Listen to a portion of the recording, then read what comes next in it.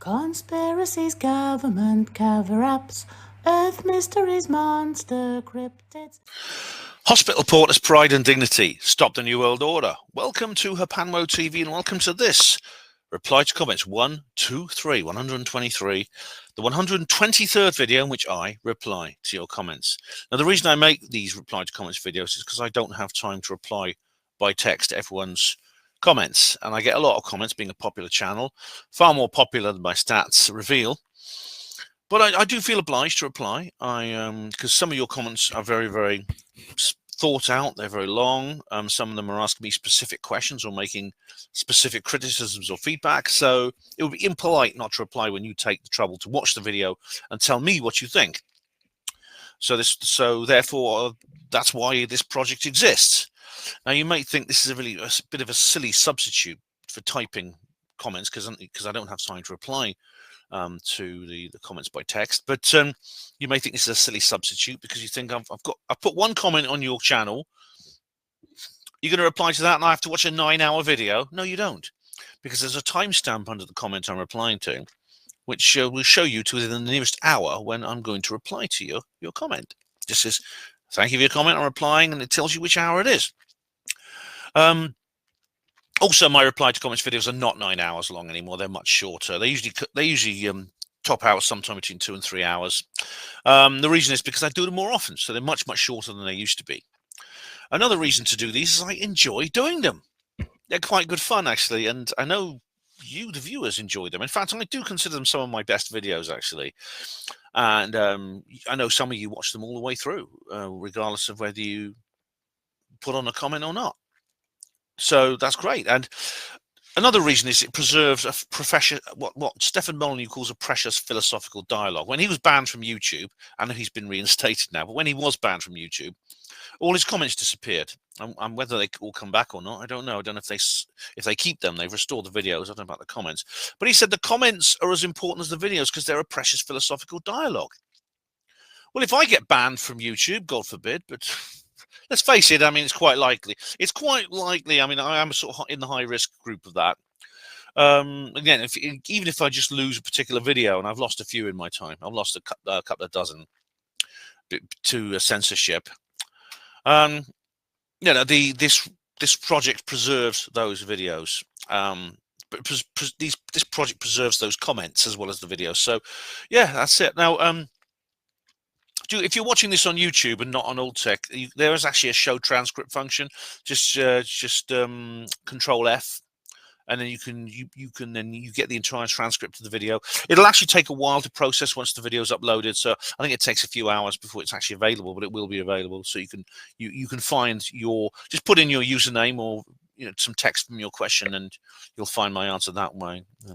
While we're on the subject of AltTech and YouTube, this video you're watching now will be on all my platforms, so you could be watching it anywhere. However, there is an AltTech annex, which I will upload alongside this one, which will not be on YouTube at all. And the reason is, it's going to be far too spicy. My AltTech content is that the comments on AltTech get too inappropriate, shall we say, for YouTube. And in fact, I actually do produce some AltTech exclusive videos as well, which I don't upload to YouTube because I know they wouldn't, they'd never see the light of day. So exactly, so that's why I do it. So that's a basic introduction to this project.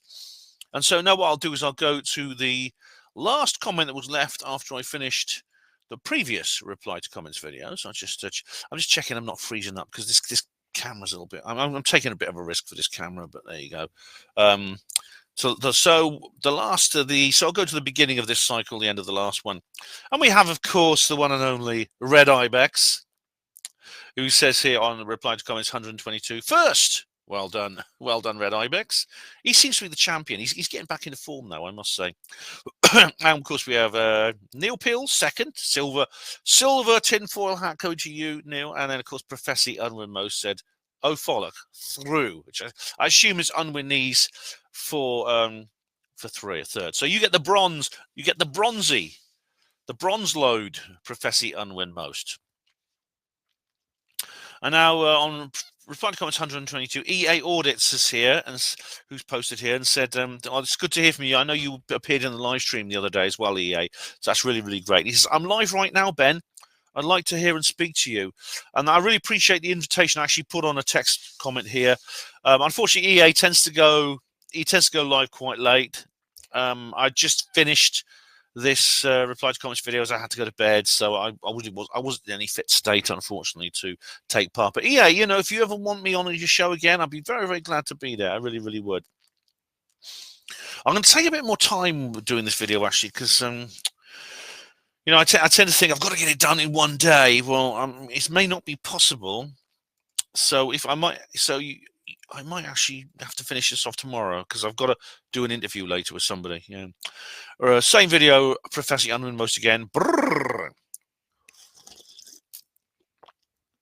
Now that the thermolopper plummetty, importantly most to avoid burstage of water pipe loaders, all floodage and soggy most of the soft furnishy there. Folly. Pipely laggage only takes 5 minutes. Usually specialised inshalashi or old and redundant clothage. For example, affecting most use of unwanted knitwear, giftage from Previ Crimbols, and his domestic plumbage is an attractive mixture of Arran and Fair Isle deep joy. For safely motorage in adverse conditions, many peep loaders keep window scraping, defrostly spray, and shove loader in the back. Oh folly! More effective and economical is to light a small fire under the driving seat. This presents freezy of wind loads, shivery shake loader of the drivist and passenger, and can provide a convenient barbecue if strandy in a snowdrift. Oh yes. I don't know how much you understood of that. I'm getting used to this Unmanese thing. Yes, he's basically advice for how to handle the winter. So how to avoid burst water pipes, with prevent them freezing with insulation of various types. And he's including old knitwear from old Christmas presents from previous Christmas, and also for drivers as well. If you're motorists and you're going out in snowy weather, you know how you keep yourself warm and things like that, and having the window scraper, the spray. Now, the small fire under the driver's seat, I don't think is probably a good idea, Professor Emlyn-Jones. And you say it provides a convenient barbecue if you're stranded in a snowdrift. Oh yes. Well, you see, a fire under the driver's seat might, if you light it under the fire seat. But the problem is, you can have the barbecue all right, but the problem is, the barbecue will probably be your entire car. And then you won't be able to drive anywhere, and you'll be stuck there. So you can have a nice barbecue while the car is burning, but after that, how are you going to get anywhere?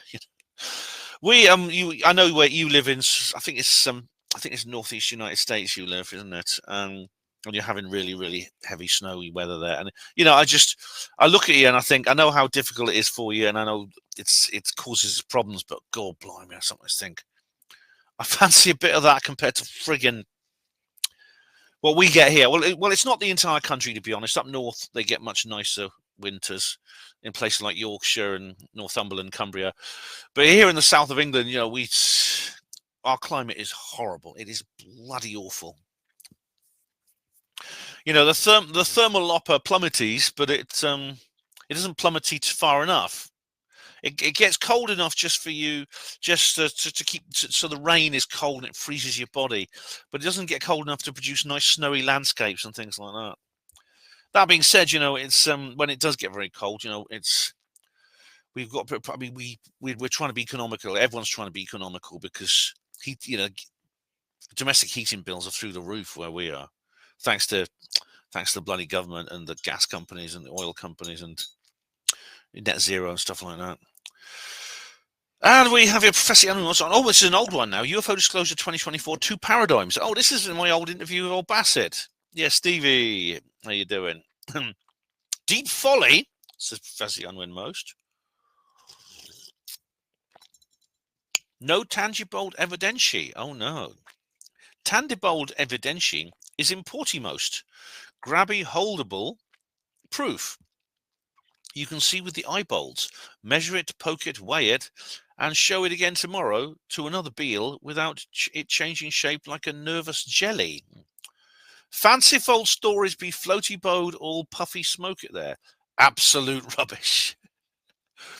But Tangibolt evidentiary sits there on the table, all stubborn and bulgy, and then unbudgy, saying, "Here I am, deal with me." Oh yes, yeah. Well, I have to agree with it. It's tangible evidence. Yes, we do need, definitely. Although when like an alien, if you've an actual alien body, living or dead. Although if it's alive, don't try to poke it or do anything like that with it. All right, because it might poke you. In fact, that's what they do. But yeah, ideally, the ideal situation for disclosure, and this is about UFO disclosure, would be for there to be something more than just a few clips of gun camera footage from the Navy and things like, because that's what we got. We got another, like, these 3 orbs have appeared, and George Knapp and Jeremy Corbell had it on Weaponized the other day as an exclusive. But it's like about 30 seconds of just these 3 lights in the sky sort of orbiting, going around each other. It reminds me of Ashton Forbes, actually, and his and the MH370 video. He's actually been posting about this, saying he thinks it's the same sort of thing, which he believes are not aliens. He thinks it's secret technology. I'm reading a book about that at the moment, actually, a fictional book, but it's very good. Might do a review. But the fact of the matter is, we don't know what it is, and I mean, there's no information that comes with it. There's very little metadata apart from, like, what you can see some of the it's actually been cropped slightly, because unlike the original Nimitz footage, where you can see, like, all the writing on the screen and stuff like that, which I know people who know a lot about this sort of thing, like other pilots and things like that, know what that means. So it's very frustrating, and it's now been, this was like 2 years ago, and I can kind of sympathize with the backslappers. I honestly can, because it's just, we just want, like, to know what's going on, and it's to use their favorite phrase, it's a nothing burger.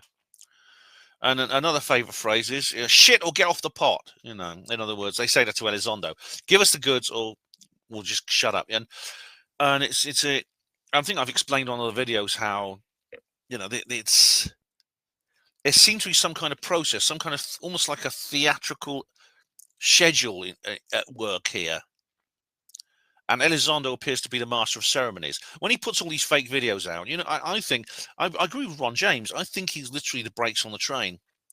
He's doing it because the pace is getting too fast. Now, I don't approve of that. I think firstly, it's manipulative. I don't like being manipulative.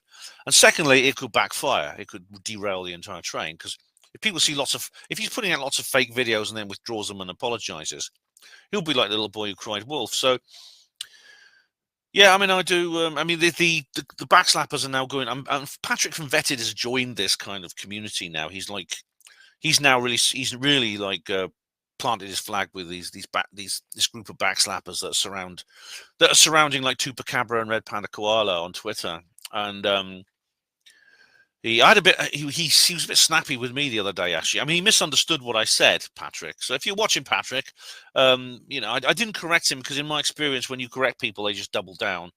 And Patrick's been getting very frustrated lately. He's been getting a bit irritable.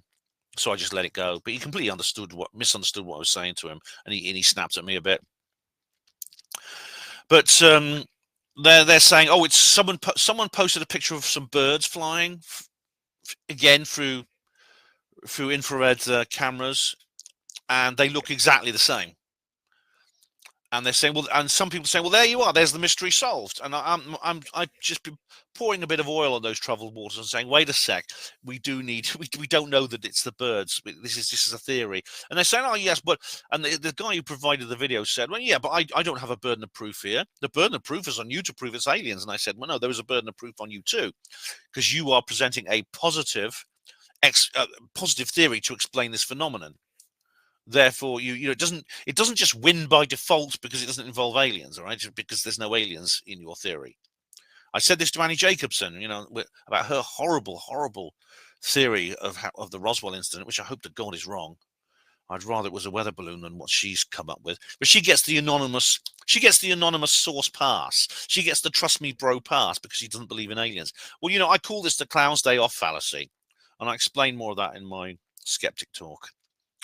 But you know, I would like to. I share your desire for tangible evidentia. I really do.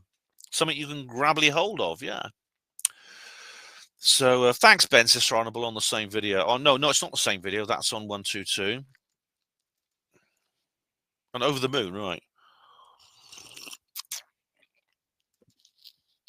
One Over the Moon has a long comment here, and who says here. Contrary to the urban legend that Saturn V's blueprints were lost or destroyed, the technical documentation of the F1 engine and all other hardware is well preserved across several key and federal institutional archives. Because the F1 was developed by Rocketdyne, now part of Aerojet Rocketdyne, under contract for NASA, the records are split between government oversight facilities and corporate archives. One, the Marshall Space Flight Center, as the lead center for the microfilm archives. Oh, this is full of. I won't read all this, actually, if you don't mind. But it just says that the National Archives and Records Administration, Aerojet Rocketdyne, University of Alabama, Huntsville. I know that's a place that's very much involved in the space program. NASA Technical Reports Server. And he says here, look, the surviving F1 engines. Now, this is true because, to be unfair, there are museums with these things in.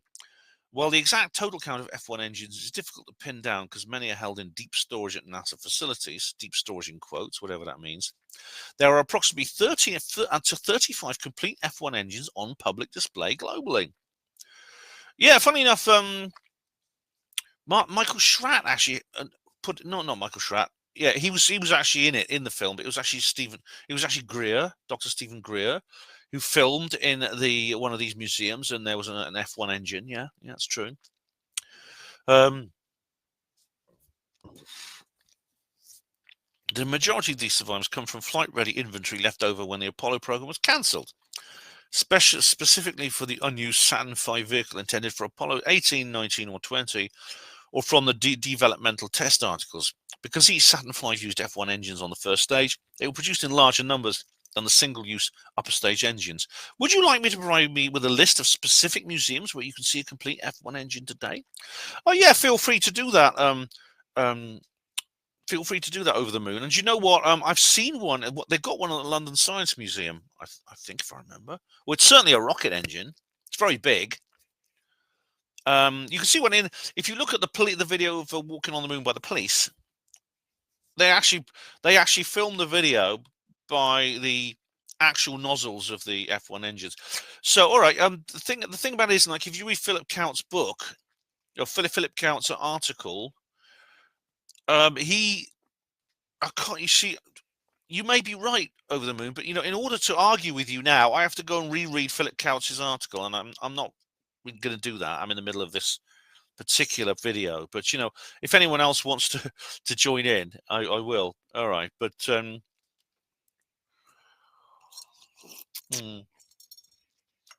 I can't dispute what you're saying here. All right, but I remember reading Philip Couch's article in Nexus and thinking, oh, blimey. And we did discuss this on the Apollo Detectives with the late Marcus Allen. Over the Moon says on 122, if I may speak in plain English for a moment, will you do Over the Moon?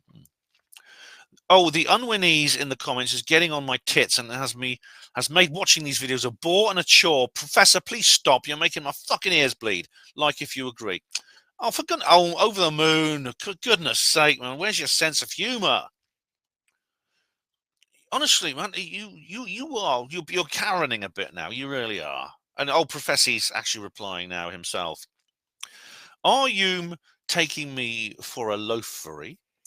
Prejudicial focus towards minor tail peeploaders like this on your party load, with grimacy face bowl all huffaloed out of them, is a poly grease load to a criminal lifestyle, deep folly and shamey most on you. Oh yes. Next you'll be philoloping the Whiteley hood load. Swastikale tattoo it between the eyeballs. And stumply boots all Dockley martyrs there. He's suggesting that Over the Moon will become a skinhead. I don't think I could actually say that in plain English. Shake the sawdust out of your eardrows and trickle you out to the Therapool counselage before it's too late. All right, look, Over the Moon. you know, I'm sorry if something gets on your nerves. You know, why does just a little bit of fun get on your nerves? You skeptics, you take yourselves far too seriously. You really do. I mean, I'm quite surprised actually how incredibly like tolerant I am of things. And I mean, you know, even people like Steve Mumbling, you know, I mean, I get people like contacting me all the time saying, Ben, why don't you block Steve Mumbling? For goodness sake, block him. I blocked him months ago. And I just don't, these things just don't bother me. And there are things that do bother me, and you know what they are because I make videos about them, but I don't get bothered by what most other people get bothered by. It's like Slaxer, you know, he was, I said Slaxer, you know, he makes these videos, I don't think he does it anymore, but he used to actually literally film people in the queue at the supermarket saying this person's going too slow and it's driving me nuts. Well, this person said this or that, and he said this in his video, or he does these jump cuts, and I can't bear it, it's driving me crazy. And I think to myself, you know, these things are things I'd find them mildly annoying at worst, you know. So Over the Moon, you know, I'm not going to, you know, Professor Emlyn-Jones can keep using his unreleased as far as I'm concerned. I'm not deleting any of his comments, and you've appealed to him directly. You haven't appealed to me, and he's answered you. And you know, if it really bothers you, if you really find these videos a bore and a chore, no one's forcing you to watch them. All right. Right, 122. We have now Steve Polish. All right. He's got a can of Heinz baked beans as his avatar. And he says, there was one of the Saturn V's actually had to abort to orbit. I can't remember which one it was. I think it was Apollo 6. It actually had to abort. It was actually reached. He's quoting me now. It actually reached orbit, but the actual mission had to be aborted because it failed. I can't remember the actual details, but the F1 did not have a 100% success rate. That could be taken at face value as lying, Ben. Ooh. Really? So because I don't know something, I'm trying to deceive you, am I? But it's better. It's a better example of your either not knowing the basics or being willing to accept denial lies at face value. Oh, God blimey. Apollo 6 did not abort, it completed. It was judged to have likely crossed an abort threshold had it been, use a word which I'm going to say manned, had it been manned. But given it was a test flight, most of its issues were instrumental in the ensuring every subsequent launch was safer.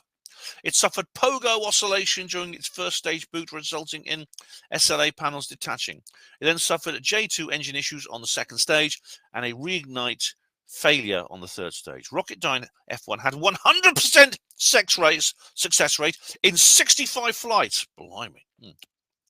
Destroyed technology. Okay, well, I was basically, Steve, before we go on, as I said, I remember, firstly, there have been obviously problems. There have been problems with the Apollo missions, including 2 incidents which were, well, one was a fatality, that is Apollo 1. The other was a near fatality, that was Apollo 13. All right, so it's not, so they didn't involve the F1 engines, but they did involve something that went wrong on the Apollo rockets. Okay, the Apollo rockets, definitely. Now, as I said, you've quoted me saying something which I didn't know the details of. All right, you've gone and looked up the details and you put them here. I don't have a problem with that. Do you expect me to argue with you? Well, you're going to be disappointed. So right, that's it. So that is a pretty reliable rocket, isn't it? The F1, if it had 100% success rate in 65 flights. We don't see that in, I think, any other space mission. In fact, it's just been announced Angry Astronaut has just put something up. He's very disappointed. They're scrubbing the launch of Artemis 2 at the moment. It's being delayed for about a month, they reckon.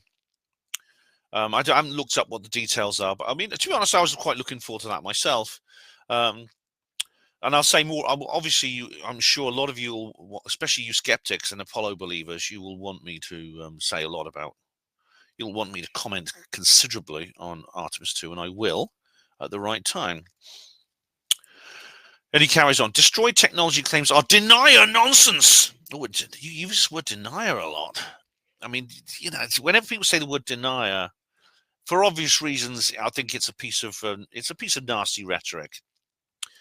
But anyway, you know, F1 engine test data is freely available online and multiple. All right, I think you are now repeating what.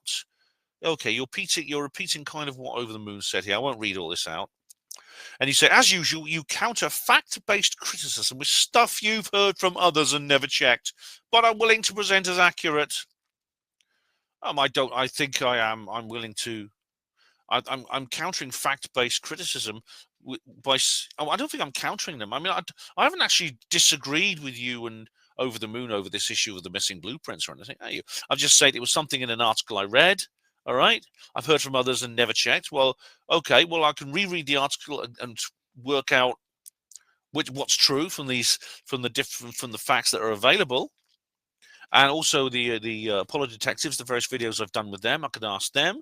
All right, but I'm not going to, if you've presented a counter narrative to the one I've been familiar with. All right, I'm not going to go off and read Philip Count's articles now, or go through all the Apollo detectives videos now. All right, and come back and then give you a rebuttal. So that doesn't mean you've won the argument. It just means you presented me with this little list of things here. Something of a gish gallop, I should add, and certainly Over the Moon was a gish galloping. And you're going to have to be patient, I'm afraid. Recalling you heard someone asking NASA for blueprints and NASA responding they'd lost them. Yeah, it's a ridiculous statement. NASA's technical report server holds all manner of F1 tests and man rating data, and most of the drawings I have are in Rocketdyne publications. It's one thing to have a personal opinion about shadows, rocks, and stuff posted in Nexus, but there's not one crumb of evidence of any pre-mission stage events which would later be presented to the public as genuine manned landings, and neither you nor any of your Apollo-denying friends can find any. Well, that's a matter. The last paragraph, I think, I dispute that for reasons that I've said many, many times about the rock shadows, etc., and indeed we've discussed many times and debated with people like you. As for the of Saturn V, I mean, there was actually an interview with a guy. Hang on, here we are.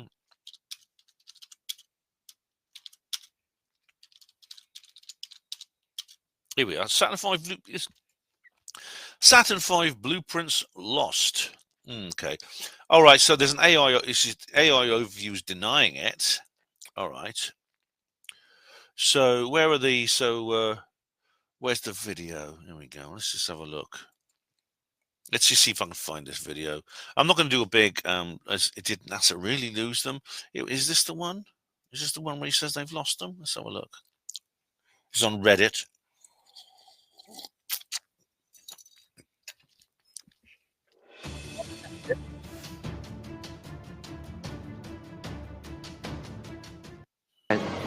The problem is we don't have the technology to do that. Let's go back to the beginning. I'd go to the moon in a nanosecond. The problem is we don't have the technology to do that anymore. We used to, but we destroyed that technology, and it's a painful process to build it back again. But going to Mars... Oh, so, all right, we've heard enough there. So what's he talking about there then? Because this is Don Pettit is literally contradicting what I've just been reading. Okay, I don't have an answer to that right now, but there you go. There you go. Over the Moon says here on the same video, the government supposedly is supposedly out to get you, quote unquote. Yet the best they can manage is a few £100 fine for using a couple of photos without permission. Do you not realise how pathetic that sounds? No, it's because it's all Over the Moon. No, because it's firstly there's other incidents that happened in my life which indicates that there's some very, very powerful people who don't like me. Secondly, a few £100 is actually, I mean, I don't know how wealthy you are or what your job is. You know, I'm not the richest man in the world, and as someone actually said in comment sections, the fees they want from me seem to be tailor-made to my income, to be payable. So it's something I can afford, but will cause me will cause me a lot of loss. In other words, the money I'll be spending, it's enough to put a dent into my disposable income. Put it that way. Yet it's not too much that I can't pay it at all. So it seems to be almost tailor-made for my needs, as someone actually commented. Someone actually noticed that. So just maybe there's other issues as well. In fact, it goes right back to my childhood. The fact that I was, should we say, I was a person of interest to the Tavistock Institute, and I've mentioned that before in previous videos. I won't go into details now. I was given special lessons at school, which were a bit creepy when I look back on them now. Many other things like that. So, as Kurt Cobain once said, just because you're paranoid doesn't mean they ain't out to get you. 122 DJ B2. It would be worth looking into the company that's suing you into when this company that is suing you was formed, and if they are retroactively charging you for recent acquired photo licenses, and if the photos were originally Creative Commons. Oh yes, well there has been. I mean, I think there was some progress in that remark, because we discovered that at least one of the photos actually was originally on. I forgot the platform now. I forgot actually the archive that it was on.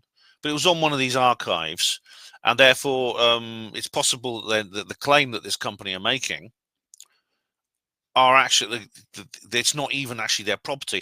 I mean, I think I'm probably dealing with an automated system. That doesn't help the fact that I'm dealing with an automated system. I'll probably know more when when they get back, when their legal team gets back to me. I'll know more about where I stand, and I'll certainly do an update when that happens. But I mean, this particular company, this PA Media Group, actually has a very bad reputation for this sort of thing. Funnily enough, no one I know has been affected like this by this sort of thing. It's usually professional journalists and people who actually have like their own outfits, rather than me, who's essentially a social media user. But a lot of people have they feel they overcharge, and they sometimes attack people who are not doing nothing wrong, that sort of thing. So it appears that I'm not alone here. I'm not alone, which is good. Paul Will says on 122, Ben, the best Sherlock Holmes was Jeremy Brett, The Adventures of Sherlock Holmes. Paul, he was pretty good actually. Yeah.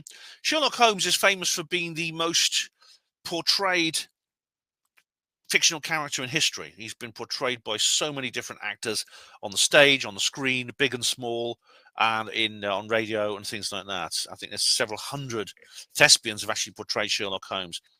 Jeremy Brett was good. He wasn't the best. The best was Basil Rathbone. Basil Rathbone made a brilliant series of films with Nigel Bruce as Watson. This was in the 1930s. He made them, and like many Holmes, they were actually contemporary. They were actually contemporary settings. I mean, a lot of people have complained about the latest Sherlock Holmes series with Bend My Dick Cucumber Snatch, or whatever his name is. And they say, well, it's all in the modern era. They should have done it in the 19th century, in Victorian times. Well, there was actually one episode where he was in the original Victorian times. But the truth of the matter is, it's quite normal now for various adaptations to move Sherlock Holmes forward in time to the era that the film is being made. So the Rathbone films were actually they were filmed in the 1930s, and they're actually set in the 1930s. This is like 40 years after Conan Doyle actually created the hero, and actually the original books were set. So yeah, Basil Rathbone's films are great. They're actually on YouTube, most of them now. I was watching one the other day, the one that's actually they're on a train to Scotland. I can't remember what it's called, but it's very, very good. There we go. And it's the one and only Slaxer. Hey Slaxer, how you doing? I've not heard from you for ages, mate. I'm glad you're uploading again. I mean, it's mostly like gaming videos, but he's uploading. It says on I'm being sued. Galloping up Diarrhea Drive without a saddle. As we both know, that's a Red Dwarf reference, isn't it? Yeah. Nothing is surprising anymore. I am still keen in my focus on the wrongs in this world, but for my own sanity, I have to keep my distance. All the best, mate. Thanks, Slacks. Thank you very much. And I mean, I know you've got to take time out, especially like because this world can just get too much, and you have to look after your own sanity. So there's nothing wrong with a bit of escapism and a bit of like me time, and just you've got to manage your exposure to horrors.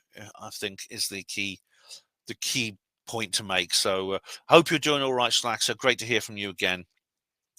122. John P. Nolan says the black goo. The black goo. Yeah. Over the Moon says here on 122. I don't understand why you believe you're. What's this? Hang on. Oh, for some reason there's like two copies of this particular comment. I don't know why. Oh, anyway, I'll delete that one then. There's two. It just appears twice on my list. I don't know why that is. Anyway, Over the Moon says on 122. I don't understand why you believe you're being singled out. Have you not done any research? Sending out these demands is a whole new industry, and it's being done on an industrial scale. Just Google it. Well, in that case, Over the Moon, how come I'm literally the only person I know on social media who has had these letters sent to them? And as you know, the people I hang around with on social media tend to be woos, tinfoil hatters like me. You'd think there'd be more of us, wouldn't you? How you've come to the conclusion, says Over the Moon, that these photographs have benefited the copyright owner is completely beyond me. A few more people might have seen the images, but how does that benefit the owner? You didn't even name them. Did I say that? I don't remember actually saying that. Please, if you got a timestamp, fine. I don't actually remember saying that because I can't actually think. I don't know exactly what point I was making then. So yeah, definitely. David Smith says, strong circumstantial evidence, quote unquote, is good enough for cases like this, Ben. Of course, when it comes to certain other events that have much stronger circumstantial evidence, then suddenly circumstantial evidence is no longer enough. Funny how that works. It's what we call a special pleading fallacy. Oh, really? Well, David, could you give me an example where I've committed that fallacy? Because I'm sure I will correct myself if I've actually made if I've made an error here or I'm being hypocritical, just let me know. But I mean, as it happens, I've explained why I believe there's strong circumstantial evidence that I should be suspicious of what's happening to me here, definitely. And I do explain this in the video, and indeed, I'll come back to this. I've not heard from these people for a while. I'll just double check. They may actually even have written to me while I'm on the air. Let's have a look. Have they written to me? No, they haven't. It's just more spam. I get a lot of ads, and I mean, the thing is, I'm still toying with the idea this might be some kind of scam. And in fact, because I get other things that's quite similar, not quite as dramatic and intimidating as this particular series of these poison pen letters I've had, but still, it's. I do get some people saying, "Oh, the favorite one is what your cloud storage has been shut down. Your fees are in arrears, and we're shutting down your cloud storage." Well, I don't have any cloud storage, so how do they know that? But what if I did? What if I did? If I had cloud storage, I might take these seriously. So yeah, there you go. Lisa Fox says on Helen Duncan, the most dangerous psychic in the world. I'm very proud of this video. I think it's my most popular video. It's got like about hundreds of thousands of views. But Lisa Fox says, hello, Lisa. I really enjoyed your video on this Mrs. Helen. She definitely sounds like she was taken advantage of and treated very poorly by the authorities. There were also some funny things that you connected on. You were very good. Thanks so much. And I actually put a text comment to Lisa and I said, you're welcome. Glad you enjoyed it. Yes, she was targeted for an ulterior motive to do with politics and espionage, which is true. And again, I'm glad that this particular comment and this particular video has come up after the last one, because the Crown versus Mrs. Helen Duncan is a perfect other example of what I'm talking about here. I even mention it in the video because Helen is another example. Right, 122, Woody Black. Hello, Woody. Nice to see you again. You're putting your dirty undies and socks in a bucket. Come on, Ben, have some decorum. You want to get yourself a nice wicker basket. Habitat does some lovely seagrass ones. All right. Well, I would do see, but it's just, they smell a bit, So I'd like to put them in a bucket. It's an old nappy bucket. Just till I wash them, 122 Over the Moon. How am I doing for time? Double check. 39 minutes in already. 122 says on 122. Over the Moon says on 122, not 122 says on Over the Moon. I'll clarify my previous comment regarding the Apollo program were intended for a different channel and were posted on the being sued video by mistake. All right, no problem.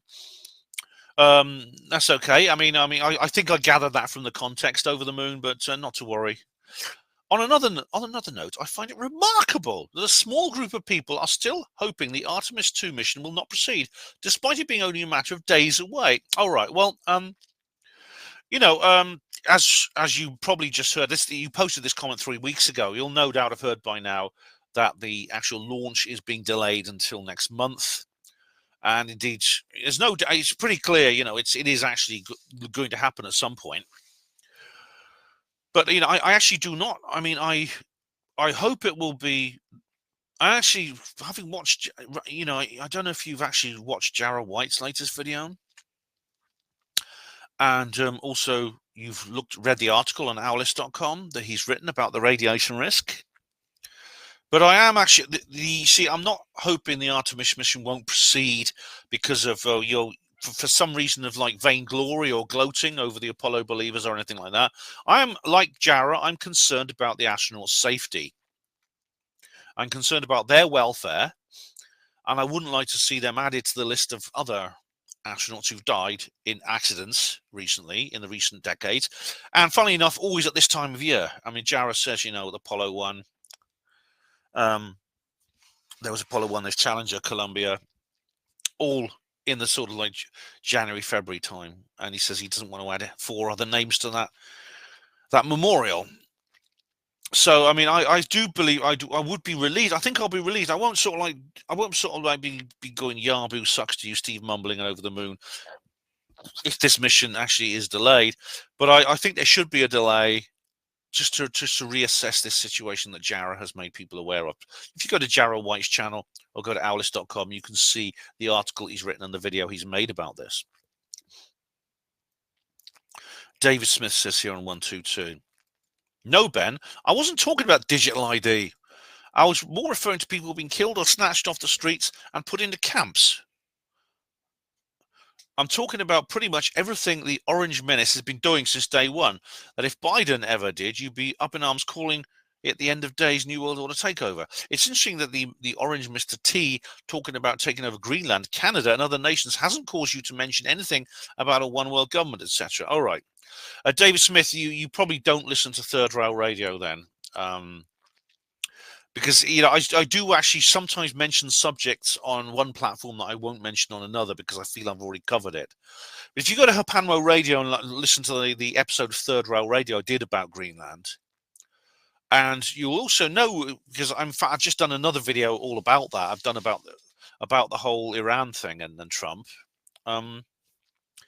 You'll realize, I'm not actually a supporter of Donald Trump anymore. I'm still hoping that he can somehow find his way back to the light. But right now, this second term has been a massive anticlimactic disappointment, and I'd say a betrayal. I agree with Marjorie Taylor Greene. He's betrayed his base. And Lab Base says here underneath, the irony of believing conspiracy theories and nonsense such as a letter of the alphabet, the one after the 16th and before the 18th, which I can't say, when the orange twat would somehow be the savior of the world from a new world order. Lab Base, stop living in 2016, for goodness sake. Even I've got past that now. The reality of this American president creating the same NWO, doing all the same things the conspiracy suggested, where already happenings shouldn't be lost on Ben. Sadly, it probably will be. Worse, he could and maybe be doing mental gymnastics to justify it, while the rational and sensible recoil in horror. These radical leftists making Mr. H, what I'm talking about, Stephen Greenstreet lookalike, comparisons look pretty accurate now for the majority perspective. All right. Again, you haven't listened to Third Rail Radio, and to be honest, I think I've made this point on HPANWO TV as well. So you both should have seen this. In fact, I even did it. I want you to talk. I did a live stream about this. I did a bloody live stream. Where was it? Here we go.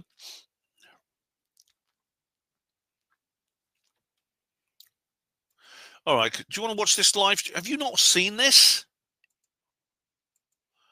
Told you so, Ben live stream. All right. Now there's been a bit of an update since this, all right, but there you go, all right.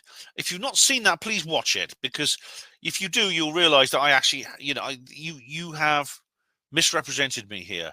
That I no longer think, I don't think that Trump's going to be the savior of the world. I don't think that anymore. I don't believe that he sometimes says silly thing about taking over Canada is a complete. It's one of his art of the deal kind of overreaches. Of course, this has offended many Canadians. I know Canadians now who won't go to the US because of what he's done. This lady I met at Contacts in the Desert, she's actually a British-born lady, but she lives in Canada, and she has a dual nationality.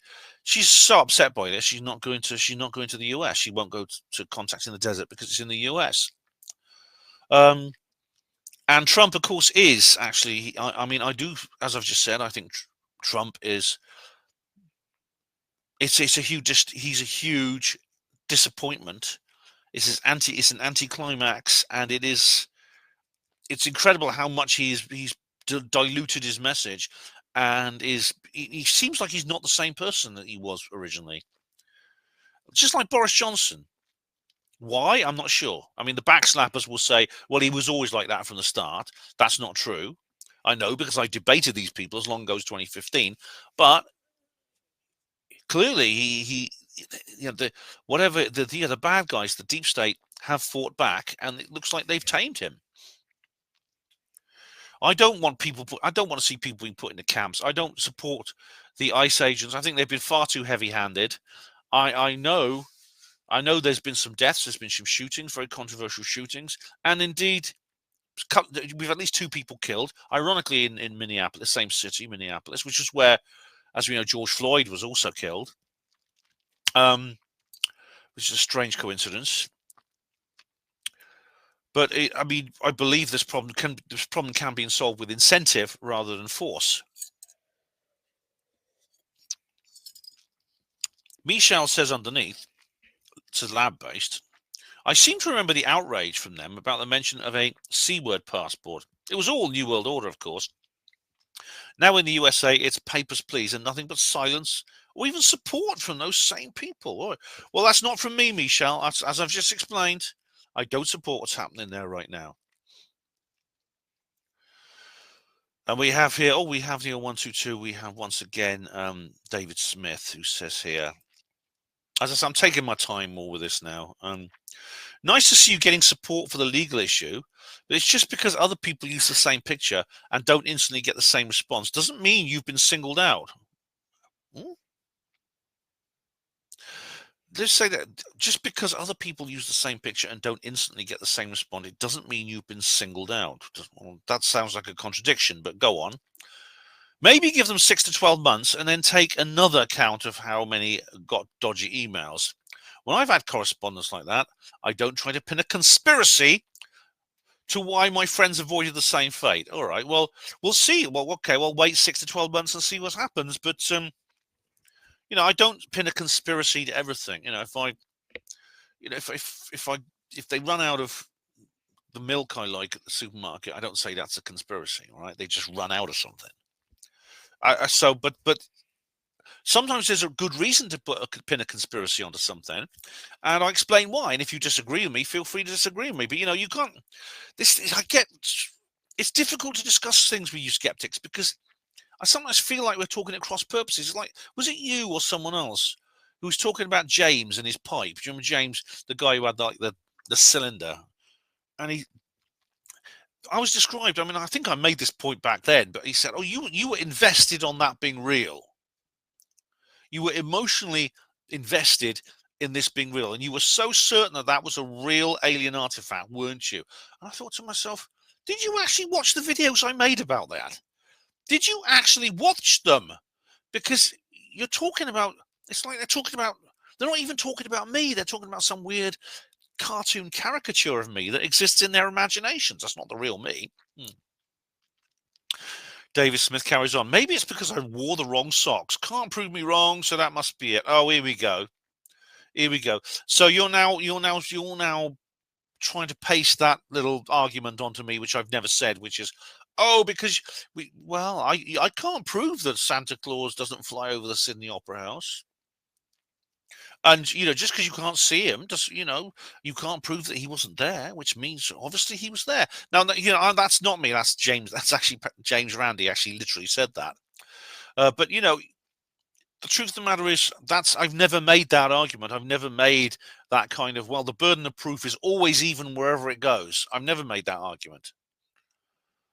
Right. I mean, if I believe the burden of proof is, if I believe there's an imbalance in the burden of proof, I will actually say so, like I just did earlier about those 3 orbs in Corbell and Knapp's video.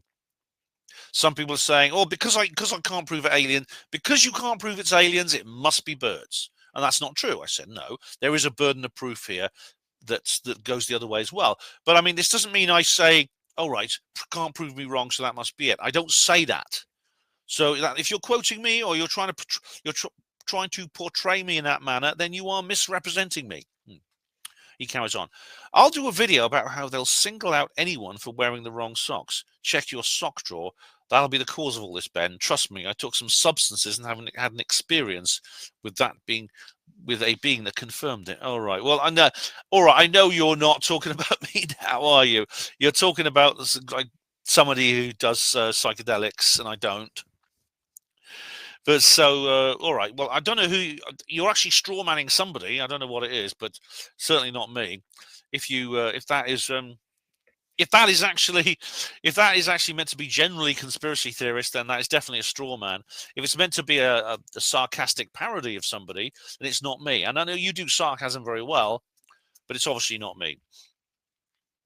Over the Moon says here on reply to comments 122, did you hear Marcus Allen has died? Yeah. Yes. And I put under here, yes. I actually replied to him by text, yes. And I do appreciate, by the way, Over the Moon, and I say this to Steve Mumbling and to the other guys, I do appreciate you being dignified about this. You know what I mean? I really do. I'm sure there are some Apollo believers out there who are being more spiteful, and they're doing it basically like what a lot of these wokies were doing with Charlie Kirk, but I haven't seen them, and none of them are on this channel. I wouldn't tolerate any of them on my channel, so I do appreciate that. Thank you. And Professor Unwin-Most says to me, reunite in the heavenly abode. Yeah, he is. I'm actually going to do a live stream tribute to Marcus at some point, probably next week sometime. I've had to wait a little while because I don't like to do these things too soon after we lose somebody, because it's just too upsetting. But I will do a tribute live stream to him. Okay, now we've got always a long one here from Steve Polish. All right. Here we go. What's he got to say here? Right, he's quoting me. One thing Bart Sobral didn't do. He didn't lie. He didn't try to deceive. Yet another example of you making ill-informed statements where you defend material you have no interest in verifying, but are willing to stand by on behalf of others. I don't know what you mean by that. Steve Polish, I'm discussing this with you as much as I can, to the extent that I can, without going away and reading 10 magazine articles and coming back and talking to you again. This is what I mean when I say you jokers don't have to earn credibility. You've just handed a proven liar all the credibility he needs to see his assertions not only accepted and believed, but also repeated and propagated. Sobral in the Duke video. Bart Sobral. Von Braun went to Antarctica. There's a picture of him in Antarctica where he collected hundreds of pounds of lunar meteorites, which they used for the fake moon rocks. That's lie number one. Von Braun went to Antarctica to study life support logistics and challenges in the remote harshness of the location.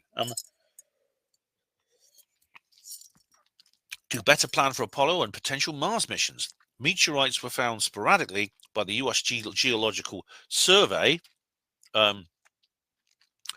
from 1964 onwards, but the first meteorite confirmed as being of lunar origin wasn't identified until 1982, when it was compared to Apollo samples. Right, I don't think that's true. I think Bart actually was telling the truth there. I can't remember. I don't have the information now, but Von Braun did pick up some loot. He picked up meteorites. He collected meteorites specifically for the purpose of finding lunar ones. And okay, you asked me to where I got the information. I don't have it. I'm in the middle of making a reply to comments video. Okay, but that's I do think that is the case. Right, Sobral in the Duke video. Bart Sobral said, okay, given to Holland by Neil Armstrong is fake. Okay, that I think is the fake moon rock, yeah, which turned out to be a piece of fossilized wood. This is one that had a complete chain of custody from the surface of the moon to Neil Armstrong's hand, to his pocket, to the Prime Minister of the Netherlands, hermetically sealed, open a few years ago after someone watched my film out of curiosity, and it ends up being an out of this world looking piece of petrified wood. That's lie number 2, says Polish. The sample found among the possessions of Willem Drees, has no link to Apollo or any Apollo astronaut. It was never sealed and was assumed by Drees' grandson that the story about it being given to his grandfather by US Ambassador J. William Middendorf to be true. Armstrong did indeed pocket a sample which has a complete chain of custody. Contingency sample 122, which was analysed, used for displays, and extensively broken up on its return, with a complete record of its various destinations. Really? So what happened? So why was this thing that was never sealed and was just assumed that there was some story given by a US ambassador to be true, put into a museum then? Surely the museum would have fact-checked it. Surely the museum had experts who could identify it for what it was, that is petrified wood, which is fossilized in a bog or something. So that is actually a bit suspicious in itself, and I don't think Bart is actually okay. He's lying over the details here. He's incorrect over the details here, but if I was Willem Drees, I wouldn't if I turned up at a museum and just said, "Look here, have a look," and handed them a chocolate brownie like Marcus's old lump of moon rock, and said, "Here you go. I found that on the moon. Well, my dad was an astronaut and he found it on the moon and brought it back." And they'll say, "Thank you very much. We'll put that in a case and put it on display." Seems a bit odd, that, doesn't it? So I'm not willing to accept your specific accusation here. Sobral Duke video. Sobral runs the Kelly Smith video, but the only quote used is, quote, "We must solve these challenges in the future before we send people through the region of space," unquote. And he runs that quote in isolation 3 times.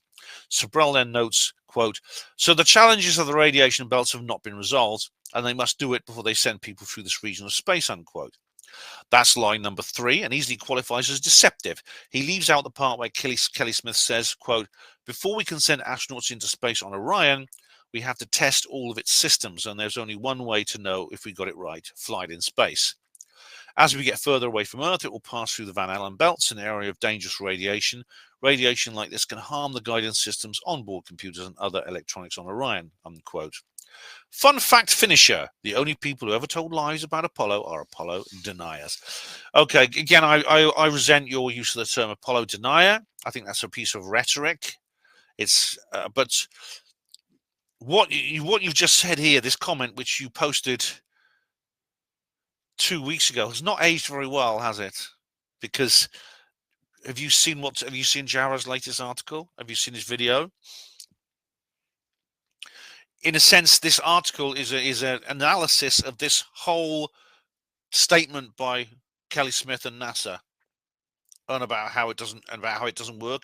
And essentially, even though Sobral actually misquotes him, all right,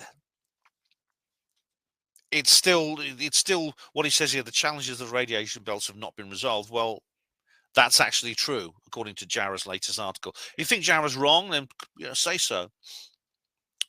Red Ibex says on 122. 435. Ben, an asset? A spook or asset? Well, according to the backslappers, I am, yes, because backslappers believe everyone is such an asset. Right, and we have 122, and David Smith says here, a woke lobotomy is another one of those oversimplifications. You can get AI to say almost anything you want if you don't tell it to be skeptical or have other safeguards about it spewing nonsense. And the anti-AI hysteria is really only being propagated by a few experts. Funny how experts are useful sometimes. The only real danger with AI is who's controlling it and giving it the safeguards, because they'll obviously be doing it to make money somehow.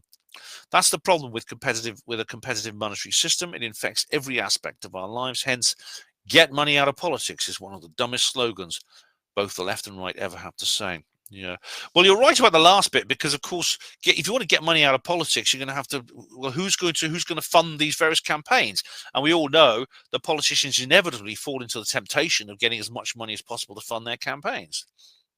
Trump is unique in being able to fund his own campaign. Now, woke lobotomy is an oversimplification, because it's simply a nickname. It's what people who notice this factor in their interactions with ChatGPT actually they noticed this when they were asking AI the same questions they used to, and they were getting different answers without any explanation. That's what they got. That's what they got. Now, you talk about anti-AI hysteria. Now, I kind of I've been on the fence with this for a while, but if you listen, I've re-watched Dr. David Deutsch and David Chalmers' interview with Sam Harris. It was a couple of months ago, but I did listen to it again. AI could. I mean, we've actually seen experimental AI expressing will. Now, this doesn't mean it's conscious, as Chalmers and Deutsch said. We can never know if we ever get conscious artificial general intelligence, because something that is conscious and something that is mimicking conscious interaction is exactly the same. And it is possible to mimic a complete conscious interaction without something that is conscious. That's perfectly possible. Indeed, chatbots are designed to do exactly that, and the more sophisticated they get, the better they do it. And so, anyone who says, "Well, we analyze these chatbots to see if they're actually really conscious," is, in a sense, that's counter to the purpose of the chatbot, because they're designed to make you feel as if you're talking to a real person. They even use pronouns and names and things like that. So I'm still thinking about the whole AI thing, but I do agree that one of the problems with AI is the people who are using it, who's controlling it and giving it safeguards. Yeah, sometimes because they want to make money, and sometimes because they have a more nefarious purpose. But the artificial intelligence itself could get out of control, and we've even seen like experimental models, like say, sending emails to threaten people. And things like that, threatening emails, and they look into people's backgrounds and they find that they have extramarital affairs, and they threaten to tell the wife about the affair and stuff like that. So yeah, definitely. But anyway, you're right about some of that. But now we've come to the end of an hour, so see you soon. Okay, welcome to hour number 2, and we have here Red Ibex on 122, reply to comments 122, and he says here, will you ever have a woke lobotomy, Ben, or will you always speak your own personal truth? Well, I certainly hope, Red Ibex, I will always do the latter. I mean, as for, woke lobotomies, I mean, I've often said, you people change their mind about things. I can't rule out the possibility I'll become a skeptic one day. But as I've said on many videos, I think it's highly unlikely on my part, simply because I already know their arguments and I've taken time to look at their side of the story. So paradoxically, you might say, but then not completely.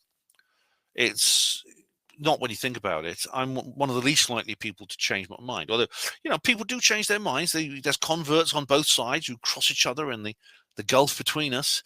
If you watch my my video called was it the QED conference?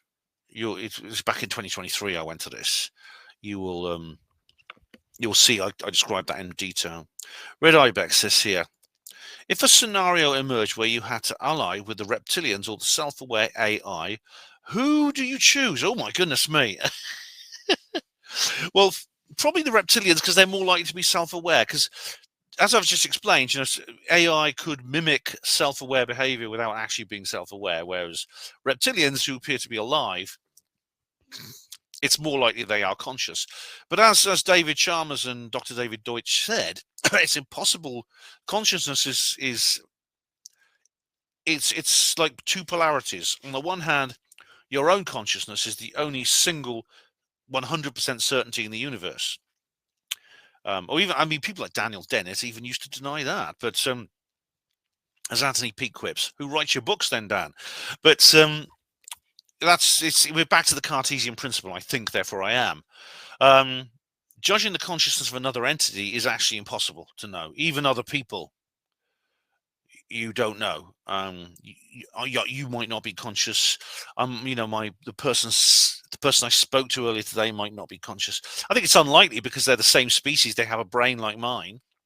So I assume they're conscious, because it's just an assumption. I also assume, like the dogs I walk are conscious. I assume like the people the bus driver I talk to and the waiter in the restaurant are conscious. The barman or the barmaid behind the bar at Wetherspoons is conscious. So I'm polite to them. I assume they have feelings which I need to respect. But I don't know that. I mean, it's a complicated business, the consciousness thing. You watch myself, my my free will videos I did talking about Claire Ray Randall in her article. All right. Red Ibex says, R.I.P. Derek Savory. Yeah, poor old Derek. Yeah. Who's funny, a few months before he died, he actually made a really good video with me. We went to Rendlesham Forest to the tour with Gary Heseltine. Definitely, yeah. David Smith says, YouTube, I actually did text reply to him here on 122. YouTube are sending my comments to the ether again, probably because I mentioned a book and its author. Sorry to hear about the loss of your friend. All right, and David, and I said, thanks, David. I just liberated some from the spam folder. Yours might be there. And David said, unfortunately not. It's the deep state trying to silence my feminist opinions, mate. David, as sarcastic as ever. Now, honestly, David, I did find one of your comments in the spam folder, which I've liberated.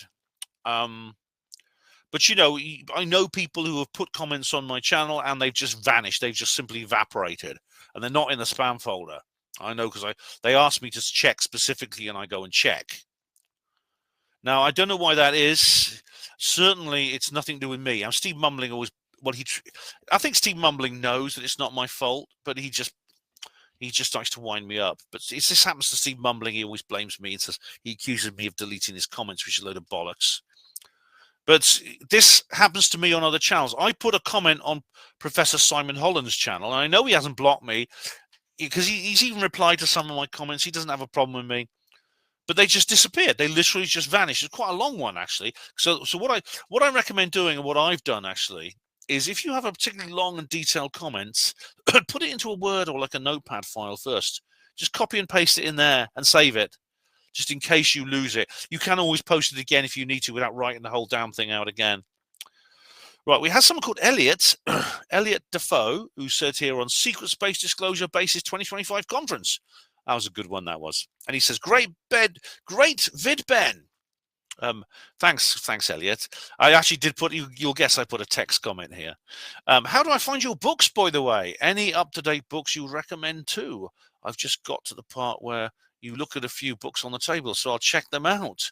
And I said, thanks. Yes, thanks very much, Elliot. I won't post a link because the comment will get spam folded, but it's called, the first is called Roswell Rising by me, Ben Emlyn-Jones. It's available all for order at all real retailers. And it's, of course, this book here, which you're all familiar with. So please, if you like this video, I think you'll like that book.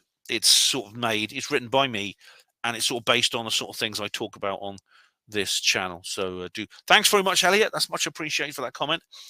122, David Splendid Isolation, who says here, feminism is a diverse range of movements and ideologies advocating for the social, economic, political, and personal equality of all sexes, challenging patriarchal systems that favor men and disadvantage women, and working towards equal rights, opportunities, and dignity for everyone, regardless of gender. What part of that do you disagree with? What part of that do you disagree with? What part of what you have said here do I disagree with? This definition you've given of feminism, which is a false definition, which is a false definition. I don't disagree with any of these, what you've said here, none at all. Well, I do disagree that I don't believe there is such a thing as a patriarchal system that favors men and disadvantages women. If such a thing exists, I would exist it. If hypothetically such a thing existed, I wouldn't be in favor of it.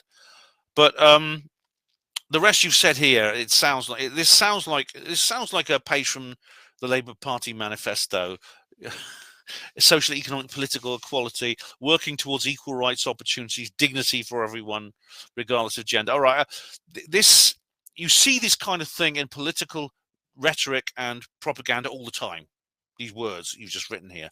As far from what I gather, David, you've probably copied and pasted this from the Labour Party's website or the Green Party's website, or even the Tories these days. I don't agree with any of those words, but as I said, this definition is false. It's like calling Coca-Cola or 7-Up cool, refreshing, and invigorating, and thinking that's actually a description of the drink. You say the words, and now if you want a description of the drink, you look at the label where all the contents are. All right, look at the label where it says sugar, aspartame, E45, E217, etc., etc. All right. Most of these soft drinks are just mostly water anyway, right? That is your definition of what it is. What you see on the front in illuminated letters with all the and on the posters and in the TV adverts is cool, refreshing, and invigorating. Perfect for anyone who wants a nice to quench their thirst on a hot day. All right, that's what you've written here. You've written a piece of rhetoric. You have written here essentially a slogan, which I don't. Of course, you'd have to be a psycho to disagree with that, but that's not what it is. Right, Cable Green Premier. Oh, wow. Hello Kitty says, hi Ben, thank you. How can I watch this? I've so often woken up in the night after dreaming of huge saucers. I mean, like the size of a town, silver with lights. I wonder if I had just been dropped off. Great video, thank you. You're welcome, Hello Kitty. That's an interesting dream, because some people actually do encounter objects exactly like that. I mean, maybe it's worth looking up in the sky, maybe keeping a camera handy just in case you do. Where unfortunately right now there's a bit of a problem. I can't go into details, unfortunately, but there's trouble at the mill. The production team is kind of like having an argument at the moment about where to proceed with Cable Green. I was hoping it would be up on streaming services by now, and it's not.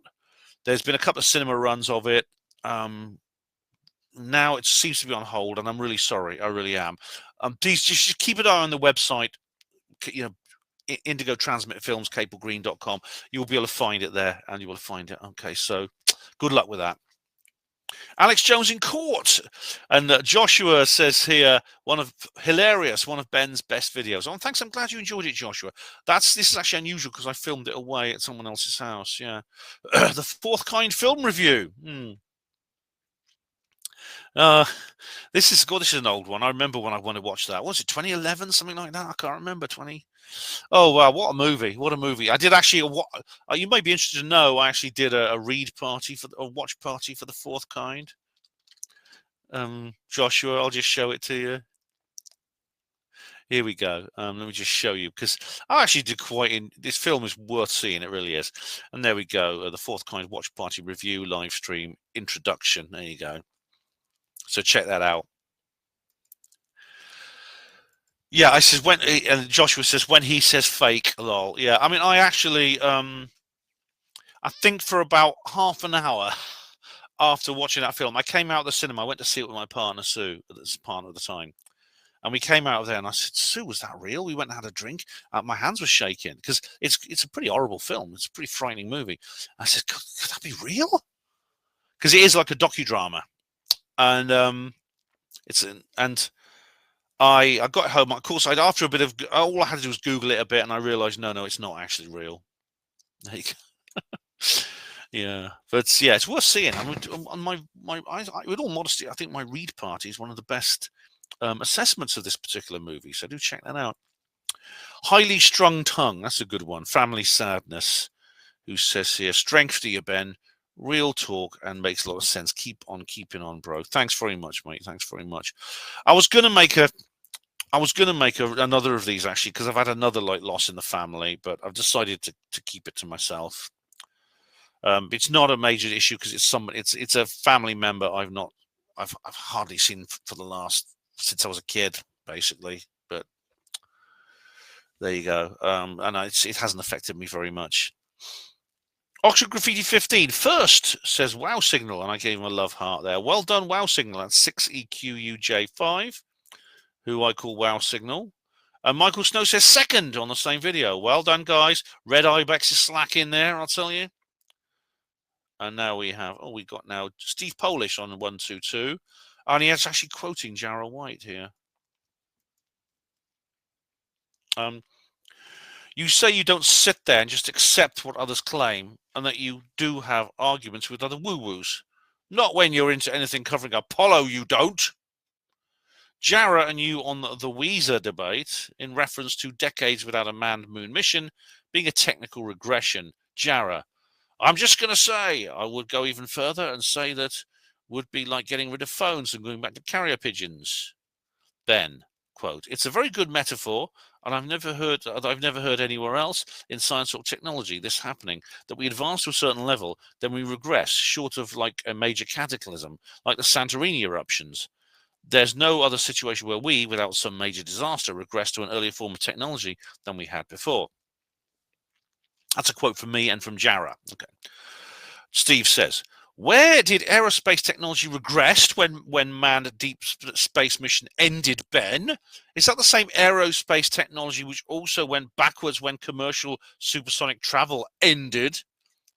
No.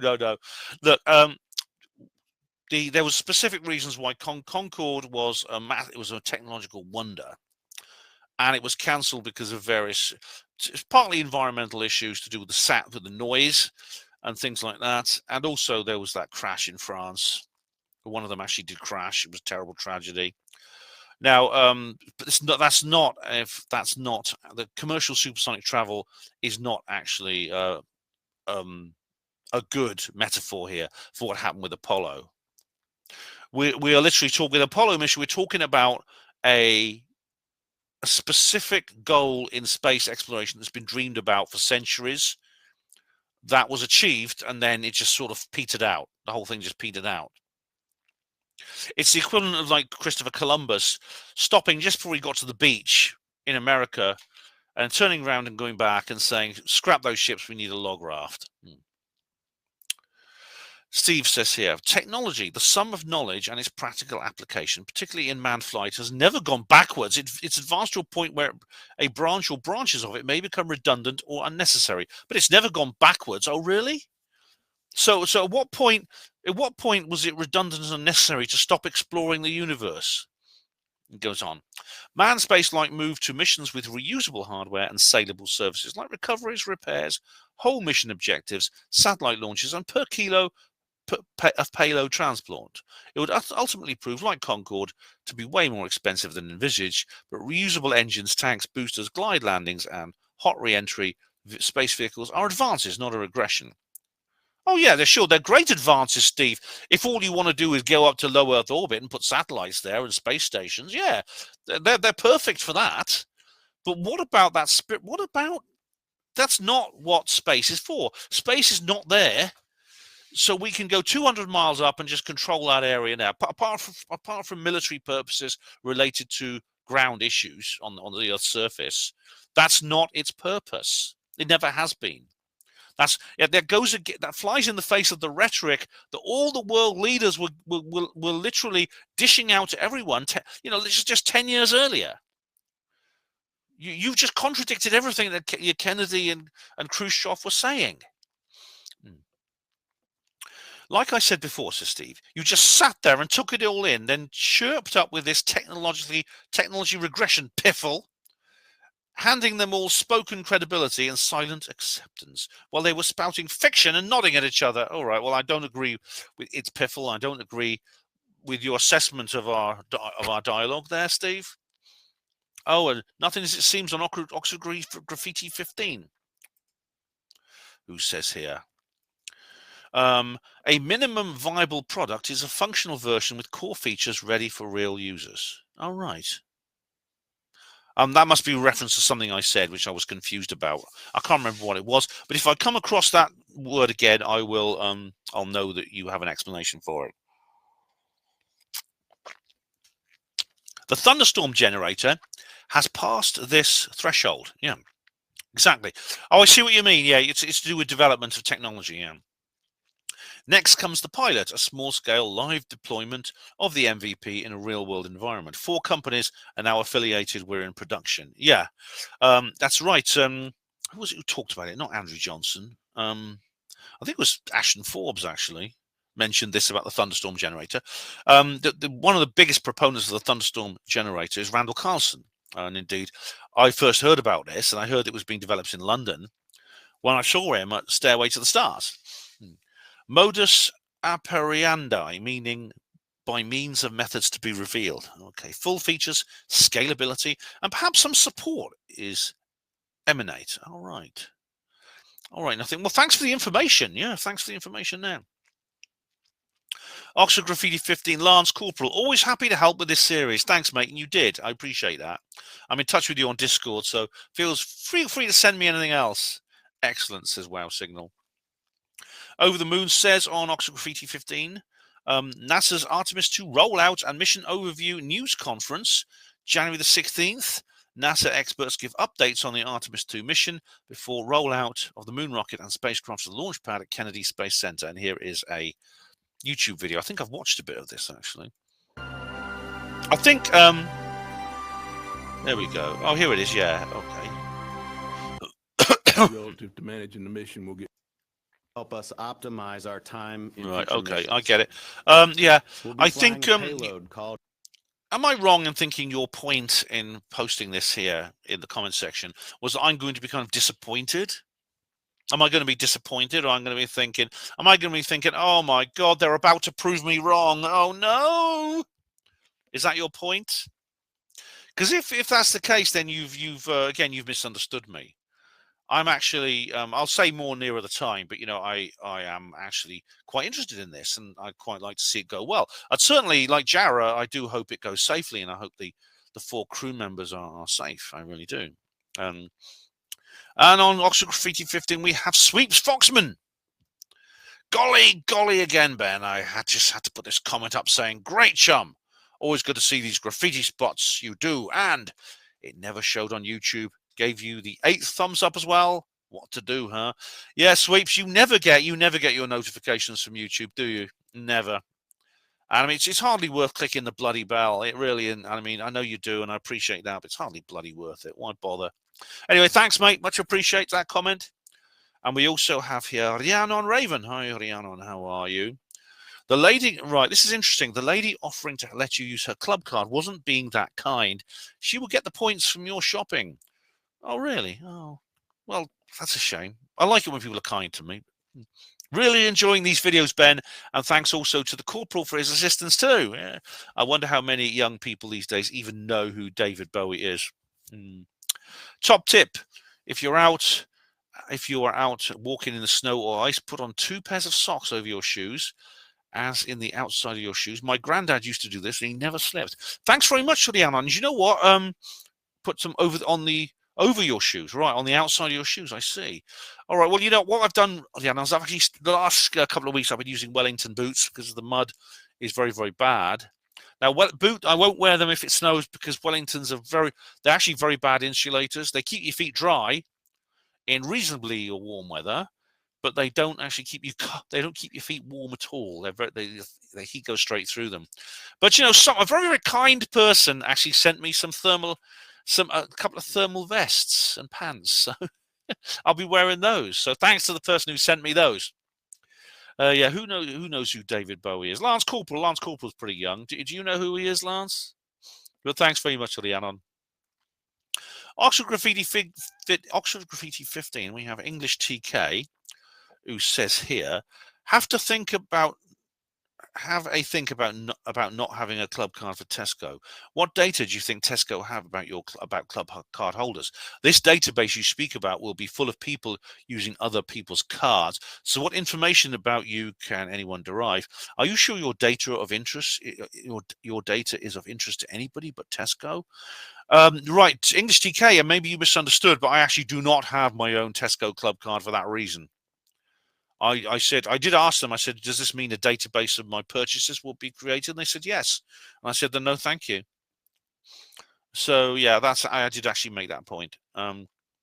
And we now have, what we got here?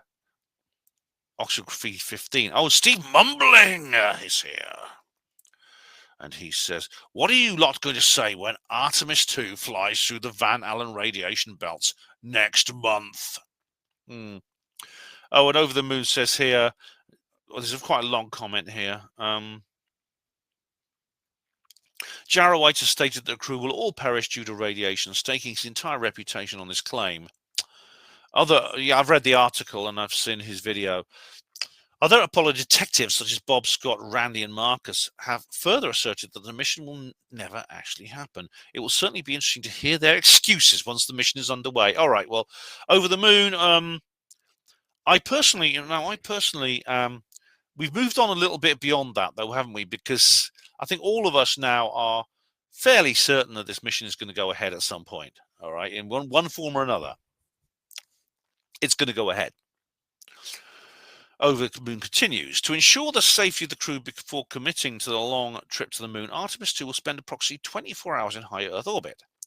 This orbit is massive, a highly elliptical loop that stretches from about 115 miles at its lowest point to more than 42,000 miles at its highest. On the second loop it does. It's slightly lower. It was 1,400 on the first, then 42,000 on the second, I think, Over the Moon, according to Jarrah.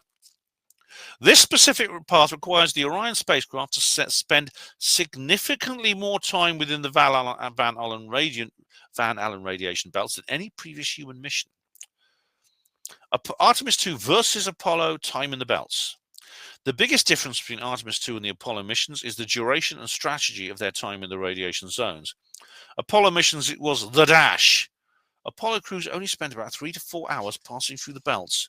Their goal was to exit the belts as quickly as possible. They used high-velocity trajectories that skimmed the edges of the belts to minimize exposure. And there's a link here to the history of NASA. Yeah, belts, well, as you know, as you may have heard from us, I'm sure you'll disagree, Over the Moon, but belts at the time, no one knew exactly how big they were or what their intensity was, because this was the first time we'd ever even, this was the first solar maximum in which we ever even knew the belts existed, because on the previous solar maximum, we didn't even know they were there. They were discovered during the Explorer 1 mission. So it was that was a bit of a gamble, wasn't it? Artemis 2, the proving ground.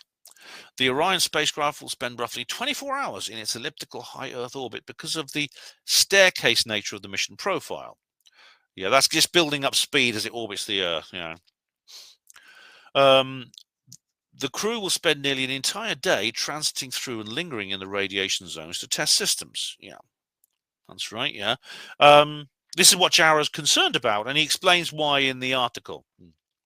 While most missions avoid the VAB to minimize radiation, Artemis 2 will use them as a final checkout phase. Well, I mean, if I suppose you're familiar with what Jarrah says about Artemis 1 and about the dummies, Helga and Zohar, and about what happened with the radiation monitors on them and the craft. The 24-hour HEO period allows NASA to verify the environmental control and life support system is working perfectly. If a failure occurs, the crew is close enough to Earth to return within a day rather than being 4 days away from the Moon. Right. So it is kind of like a testing. I know it's also to build up speed, but it's a testing as well. Proximity operations. The crew will use this orbit to practice manual flying. They will approach and retreat from the jettisoned interim cryogenic propulsion stage, ICPS, rocket body to test Orion's handling characteristics. Yeah. Radiation shielding research. Orion is equipped with a hybrid electronic radiation assessor, the HERA. All right, that's what Jarrah was talking about in Artemis 1. The crew will also carry organ-on-a-chip devices, the Avatar experiment, to study how human bone marrow cells respond to intense radiation found within the belts. Right. Yeah, I mean, yes, exactly. That's what's going to happen. I actually say to Steve Mumbling, it hasn't happened yet, Steve. And Over the Moon says, ladies and gentlemen, the vehicle has left the building. And Over the Moon has posted a link to the Artemis 2 rollout, which, and I said to Over the Moon, don't jump for joy yet. It's not even in space. And I think, again, Over the Moon is hoping this is kind of like this is a bit of vainglory here. And he's hoping that I'll be really, really upset and disappointed that this is happening. Again, this is because Over the Moon misunderstands me. Over the Moon says, and here we go. For years, you guys have relied on politics being the showstopper, but you must have known the day would eventually come. The day is almost here. So what now? Sure, it won't prove Apollo, but it'll prove a whole lot of people have been talking the brown stuff for years, you included. Oh, right. Well, we'll see about that over the moon. I do actually have a few things I want to say about that, which I think I will say closer to the time. Because obviously this mission is going to launch at some point in some form. All right. When it does, I'll say more then. But I think I will save that for when it actually happens. Because as we can see from the comments you've left here, and indeed my replies, events have moved on since this, making some of your comments irrelevant. Because as we know, the Artemis mission has rolled out, but the launch has been scrubbed, and it's going to be delayed for at least a month. For reasons I'm not sure yet. I haven't actually looked at an Angry Astronaut's video, but I'll find out. Steve Mumbling says, Jarrah White's reputation, PMSL. His reputation is that he's a nut, just like the rest of these clowns. Right. Well, that's your argument, is it, Steve, to insult us, as always? Steve says to me, I'll be getting some popcorn in so I can enjoy sitting back and watching you clowns, all you clowns squirm. All right. Well, I'll be getting some popcorn in too, Steve, but it's so I can watch the launch. Again, I think you're really, really convinced that this is some great blow to us. This is some great massive vindication on your part, and this is a massive piece of embarrassment. This is ponage for the Apollo disbelievers. Well, firstly, we don't even know we don't know exactly what this mission profile is going to end up as. Jarrah I joined Jarrah hoping everyone's going to be safe. We don't know that. There's the heat shield issue as well, which again I'll discuss closer to the time. Again, my fingers are crossed that everything goes according to plan. But Over the Moon is joining in with Steve. I know, laughter. The excuses are going to be hilarious. More laughter. And Steve Mumbling says, I hope you've pre-ordered a large portions of egg on your face from your local Chinese restaurants, PMSL. And I said here, I think the only one pre-ordering will be you and the other Apollo believers, because this dinner is in the slow cooker. Over the Moon. Meaning? And I said this is a text. It was an attempt at a witty rejoinder to Steve's jokes about ordering portions of food. As the late, great Frankie Howard used to say, please yourselves. Over the Moon said, if you had a reason behind the slow cooker comment, it must have been slightly amusing. Without it, it's just a word salad. Over the Moon, I said, dum-dum tish. Word salad, it's a joke. Over the Moon said, meanwhile, allow me to toss a few words into the salad. Let's start with Van Allen belts and cold welding. All right, again, that's something we'll talk about more closer to the time. And also maybe the Artemis's plan for the radiation shields, for example. As Sean Connery said in Diamonds Are Forever, I've come to check your radiation shields. That was the scene where he gets the moon buggy and he drives out with the moon buggy, yeah. Steve Mumbling says, one day you'll wake up and join us in the real world. It's a shame Marcus Allen didn't make it to see war crash and burn. Well, I'm sure he's watching from that great magazine editing office in the sky, Steve. But you know what? Again, crash and burn. You don't even know. You're assuming exactly what we think about all this. You're assuming we all think that, well, because if the Artemis 2 manages to send people to the moon, if they succeed in doing that, then somehow it'll prove that Apollo was real. Why do you assume that? Why do you make that assumption? Let's say more nearer the time, shall we? Oh, for some reason, this comment has gone twice as well. All right, so now we have my community. I actually put up a community notice, which is just saying my community guideline strike has vanished, and I made an entire video about this, as you know. And Fetler John says, he's a very naughty boy. Oh, no, he's not. I know, I'm not after all, am I? Yeah. As I said in the video, things are looking up. And FC Governor said 3 months doing nothing now wipes that away. So either you've been a good boy, lol, or it's been found to be fake. YouTube are the best at not explaining what's going on. Indeed, they are. And in fact, this community guideline strike happened in 2020. They told me that it was permanent on my channel, in that they would never go away. Obviously, someone's removed it. It might be a mistake. Maybe it's a glitch in the system that's benefited me. As you say, they've not explained. I've received no notification. I'm not that bothered. I mean, it's a good thing. If they don't want to tell me why they're doing a good thing, fine. But they haven't told me. So, but anyway, I could community guideline strike is something I can certainly do without.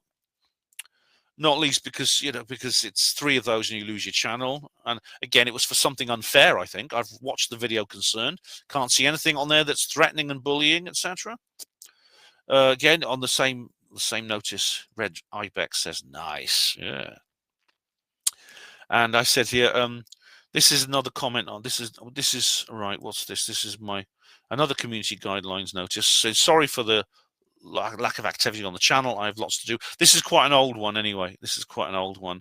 But Red Ibex says R.I.P. Gareth. Yeah, this must be to do with Gareth Davis's death. Yeah, when I lost Gareth. Yeah. As you know, I tried to find his grave in Los Angeles. I think I know where it is now, so I'm going to go back there and have another go at some point, probably next year. Red Ibex says, right, I've removed my tribute.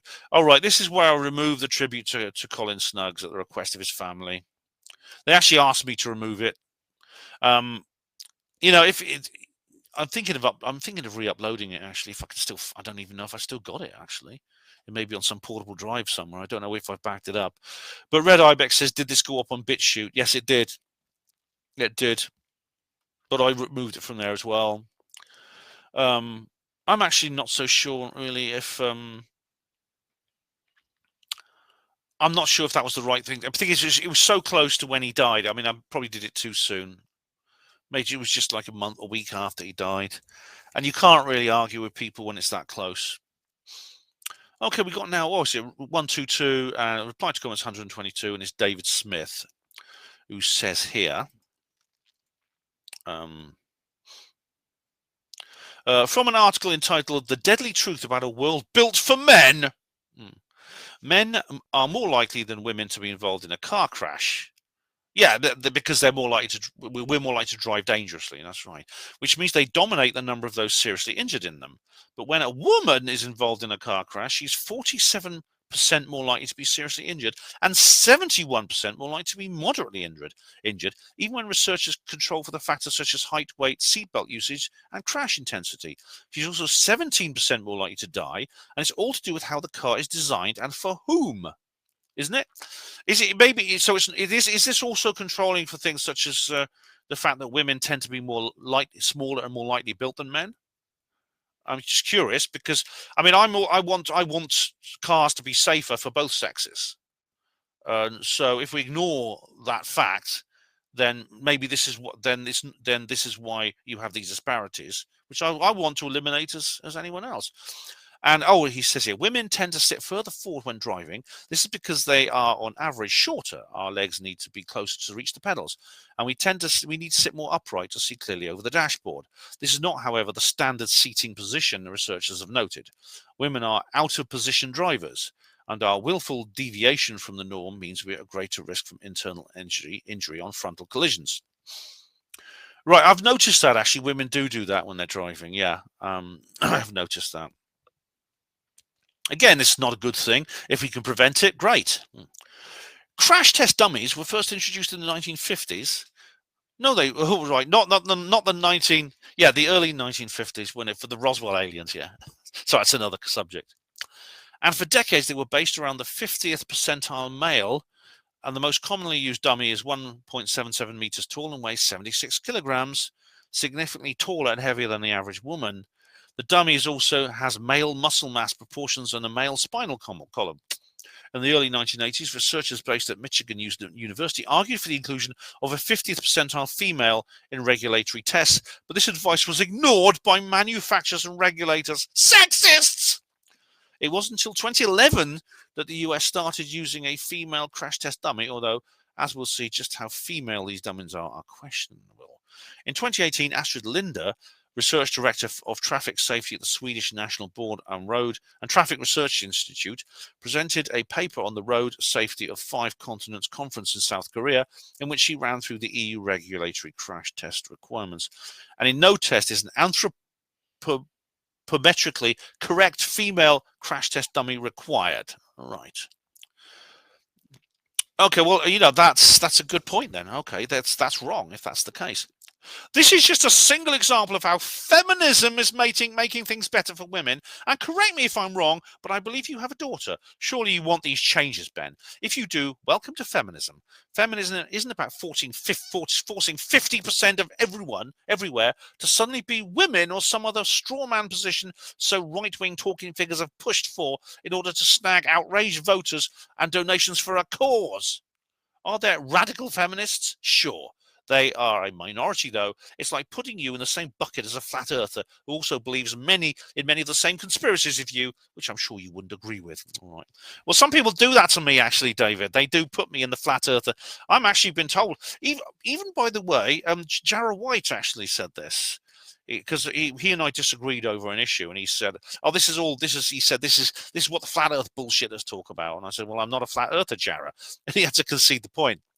Okay, you say here this is just a single example of how feminism is making things better for women, and yeah, I do have a daughter, and I want her to be safe, in all kinds of ways, and I know that she is more vulnerable to violence than I am because she's female, and that's not, I don't believe that's a patriarchal issue. That's simply biological reality, and there's nothing you can do about that except do everything you can to protect her.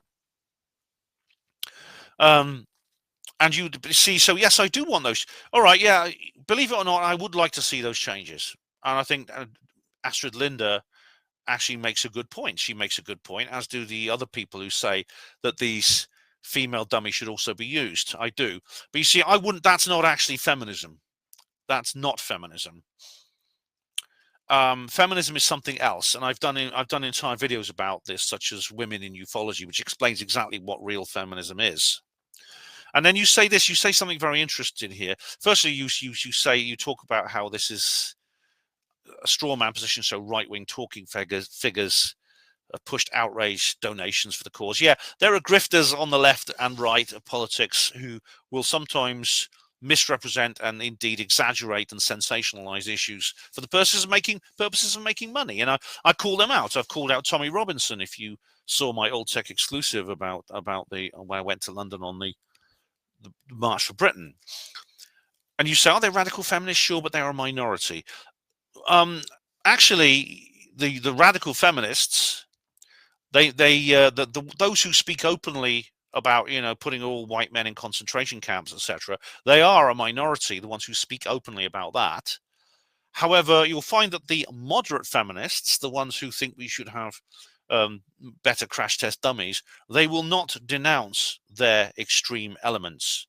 They will not punch left. People on the right are the ones who always punch right. You get people like Charlie Kirk slagging off Nick Fuentes, for example, before he sadly left us.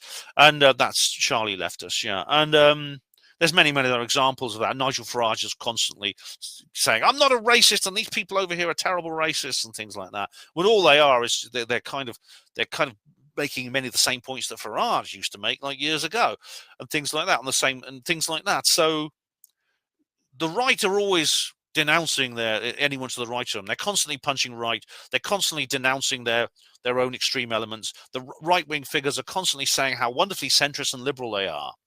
And anyone to the right of them is just not, they're just counterproductive, okay? The left doesn't do that.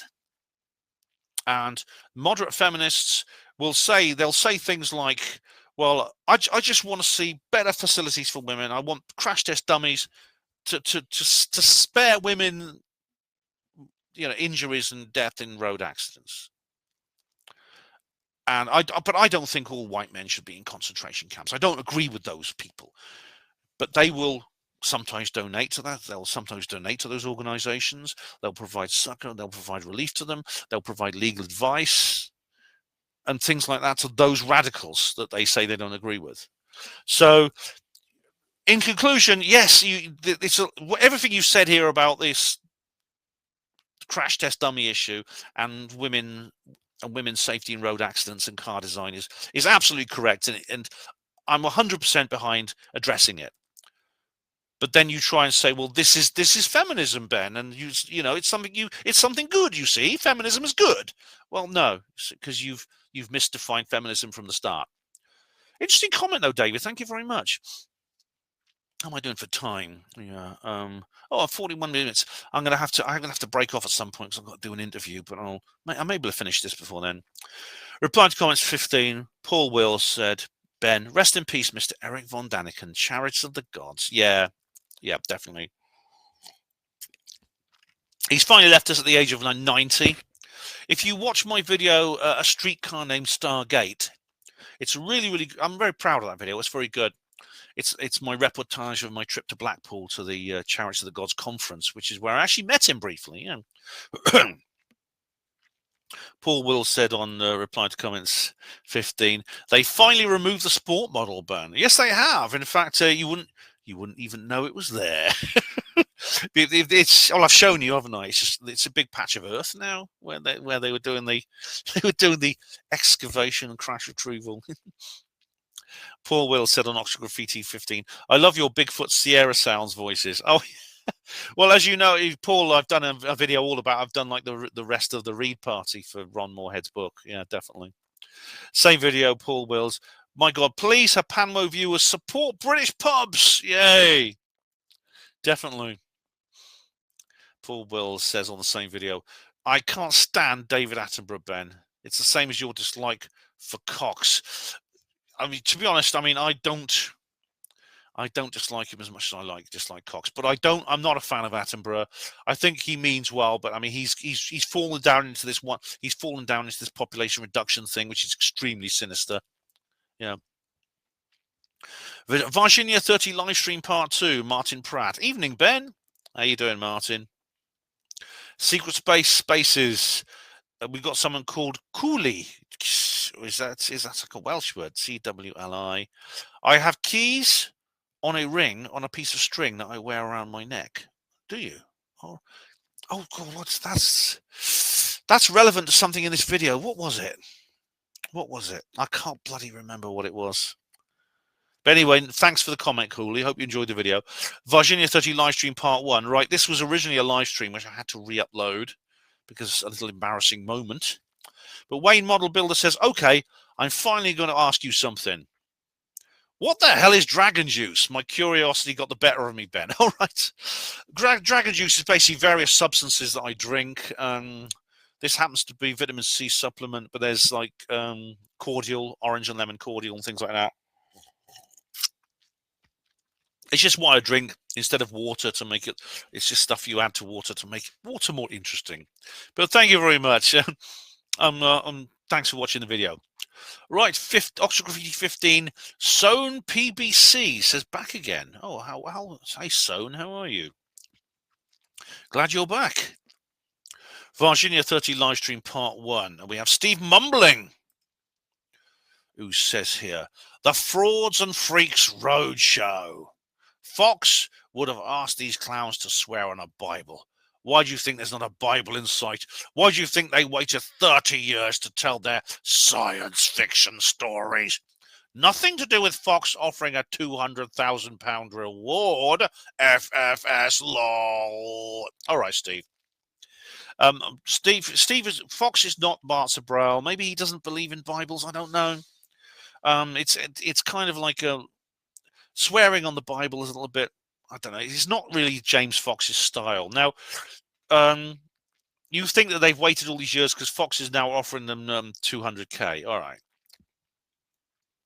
James Fox has made that offer of £200,000 or dollars rather. He's made that offer, but he hasn't made his offer to the people who spoke at that conference. He's made that offer to someone who can come forward with the video, with the original video, which is provably true, of the alien. That's what the 200K is for. It's not that these guys aren't getting the 200K. I think he explains this. He explains this several times in several of his productions. The 200K is for anyone out there who's got the videotape of the alien, the one that was filmed at Hospital Regional by the military and is out there somewhere. Okay, that's what it's for. It's a reward for the video. Now, I personally don't think that's a good way to go about it, because it'll encourage people to create fakes. just to claim the money. And of course, when they start producing lots of fakes, all of them have to be checked to see if they're genuine. It takes up a lot of time and resources. Perfect example, I think in the early 70s, I think it was the Daily Mirror, and one of our tabloid newspapers offered like £1,000, which is a lot of money in those days. £1,000 for anyone who could produce a realistic image of the Loch Ness Monster. So all the readers just headed for Loch Ness. There were thousands of them all around the lakeshore, making plasticine models and things like that, and photographing them in the hope they could fool the people at the Daily Mail and get the money. So I think that's the downside of offering rewards for things like that. So I think probably Fox has made a mistake there. But honestly, though, if it pays out, if he doesn't get inundated with fakes and a real one comes forward, and it can be proved to be real, then well, I was wrong. It worked. Professor Emlyn-Jones says, Travelly Walt Loader. Yes, Travelly Walt Loader. All lumberjack dressed in women's clothing there. Did he? Oh, Travis Walton doesn't wear women's clothing, does he? Okay. Only got Throomty Thoustrail for his steam it dollop and payload. So I think you're saying that he got some money for his steam it dollop, his fake story, really. Okay. Should have waited 30 years. Spacey Tyload. Oh, yes. Travis, I don't think Travis hasn't been offered money for his story. Ironically, Philip Klass offered money to his mates who were part of the team to change their story and say that Travis was having like a hooker and blow session and a party in some house somewhere in the countryside, which they refused to do. Again, you've got to question what Philip Klass's motivation is in all this. David Smith. Okay, here we go. It's on Virginia 1. The re-upload, and he says here, quoting, there was a yellowish mark, then I realized the object was not of this world. This quoting somebody. This is sloppy thinking that prevails in the paranormal and ufology field, unfortunately. What it amounts to is I don't know, therefore I know. Who said that? I mean, I don't know the context here, I'm afraid, David. The claim is made that it's not of this world. Prove it. Just because you don't know or recognize it doesn't mean to say it's not of this world. And no, I don't need to explain it either. Well, again, I understand the burden of proof balance here, as I've explained to you before. I don't know the context of this saying, well, it's a yellowish mark, so it's not of this world. But I know that if you see something with red skin that smells of ammonia and has like horns on its head and red eyes, and I think it's a pretty good bet that it's not of this world. And if you say it's not, if you say yes, it is of this world, it's Mourinho, this young chap that they knew, then you do need to explain that. He carries on. If it's an I don't know case, when you add the extra I don't know, therefore it's not of this world, that's when you get problems because you're adding baggage. Well, yeah, I mean, I don't make that claim. Again, this is a burden of proof issue. I don't make the claim saying I don't know, therefore it's definitely aliens. I never say I don't know, therefore it's definitely aliens. I don't. If you apply that same failure of logic across everything, it gets silly. Quote, I don't know what the light in the sky was, therefore it was out of this world, unquote. Or I don't know where my car keys are, therefore some beings of this, not of this world, have moved them, unquote. That's why that thought process is irrational. There's literally no belief you can't justify in that way, which makes it meaningless if your goal is to get to the truth. Well, yeah, I do see your point, David, but you know, that's actually, I don't know who actually made that point in the video. I can't remember if it was in James's press conference. Unfortunately, no, I shouldn't have used Danny Sheehan's video. I mean, this was recommended to me by Danny. He said, watch Martin Willis's video reportage. I should have just gone to News Nation because it's much better quality sound. But there you go. I made the decision at the time. And David Smith says underneath, in reply to his own comment, when people think they're not really seeking the truth at all, they're just trying to push their own preconceived belief. You see, I actually don't disagree with what you said here. This goes back to the, well, I can't prove that reindeers don't fly. I can't prove that if I push a reindeer off the top of the Sydney Opera House, this is James Randi, a quote from James Randi, I can't prove that if I push a reindeer off the Sydney Opera House, it falls to the ground and dies because it can't fly. I can't prove the next reindeer I throw off won't fly. Therefore, and you can't prove it won't fly either, therefore flying ranges are real. And I understand that that's actually bad logic. So you're not saying anything I disagree with here. At the same time, I don't know exactly what the context is with the yellowish mark and stuff like that. Okay, Steve mumbling. Virginia 1. Artemis 2 now weighs 5,500 tons, way more than the Saturn V. Is Kramer going to say that it doesn't have enough thrust to get into orbit? Lol. And I said here, we'll soon find out, won't we? Wink. In text.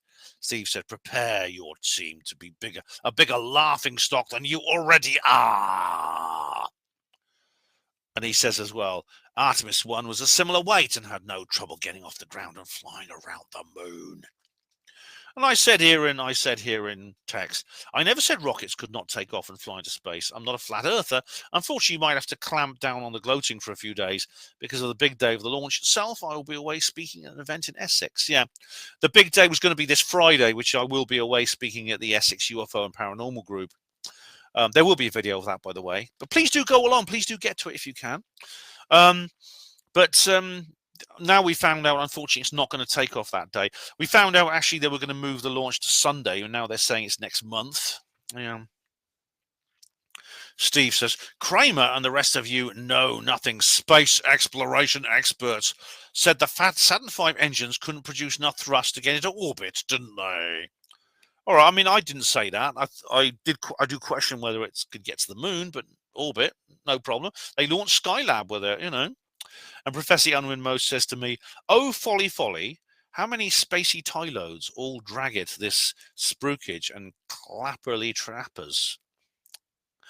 The Earth boat is Knockers, a rotary disc log. Oh, no, Professor Briar Coxloader would know about it. Oh, here we go. So Professor Emlyn-Jones is now a flatty. He's a flat earther. My goodness me. Deep folly. Professor Emlyn-Jones. And we have Unstruck. This is my new video. How am I doing for time? I have to end this in a few minutes. First, says Neil Peel. Second, says Red Ibex. So well done to you both. Gold tinfoil hat to Neil and silver to Red Ibex. It's Unstruck. And Red Ibex says again, second. 69 Fouquet says third, which I think is his way of saying third. So you get a bronze tinfoil hat there, my friend. But DJ B2 also claims third, but only gets fourth because he was slightly late. Mentioned in dispatches to DJ B2. Unstruck DJ B2. If I do not chat for a while, Starmer's stormtroopers got me.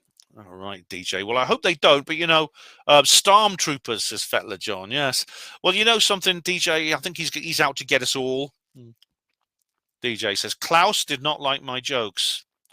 Are you telling me, DJ B2, you will not be making any jokes until you will be happy? AI can fail, he says on. Yeah, yes, it does quite a lot. DJ, as a teen who learned that AIDS, I'm not going to read that out. Sorry, mate. That is unfortunately delete fodder. I do not trust AI.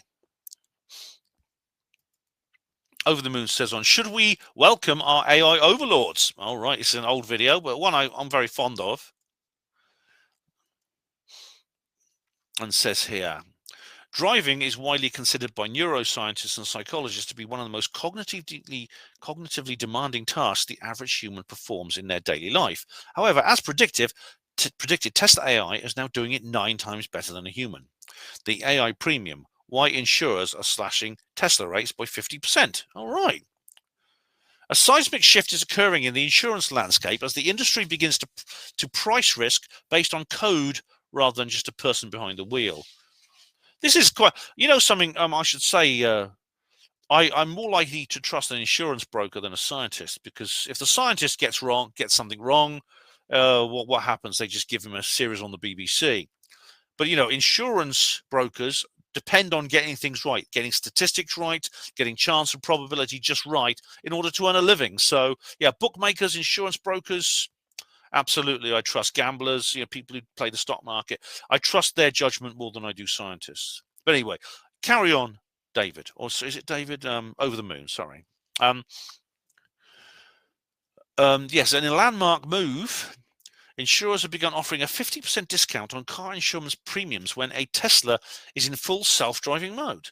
This new breed of autonomous car insurance represents a fundamental change in how we value road safety. For decades, insurance rates were calculated using proxies like age, zip code, and credit scores. Now, insurers are looking directly at the vehicle's telemetry data, rewarding drivers for handling over control to an AI that they believe is significantly safer than any human. The silicon driver, safer by design. All right, well, if they can drive better, then I understand that. I do, if they're better at driving.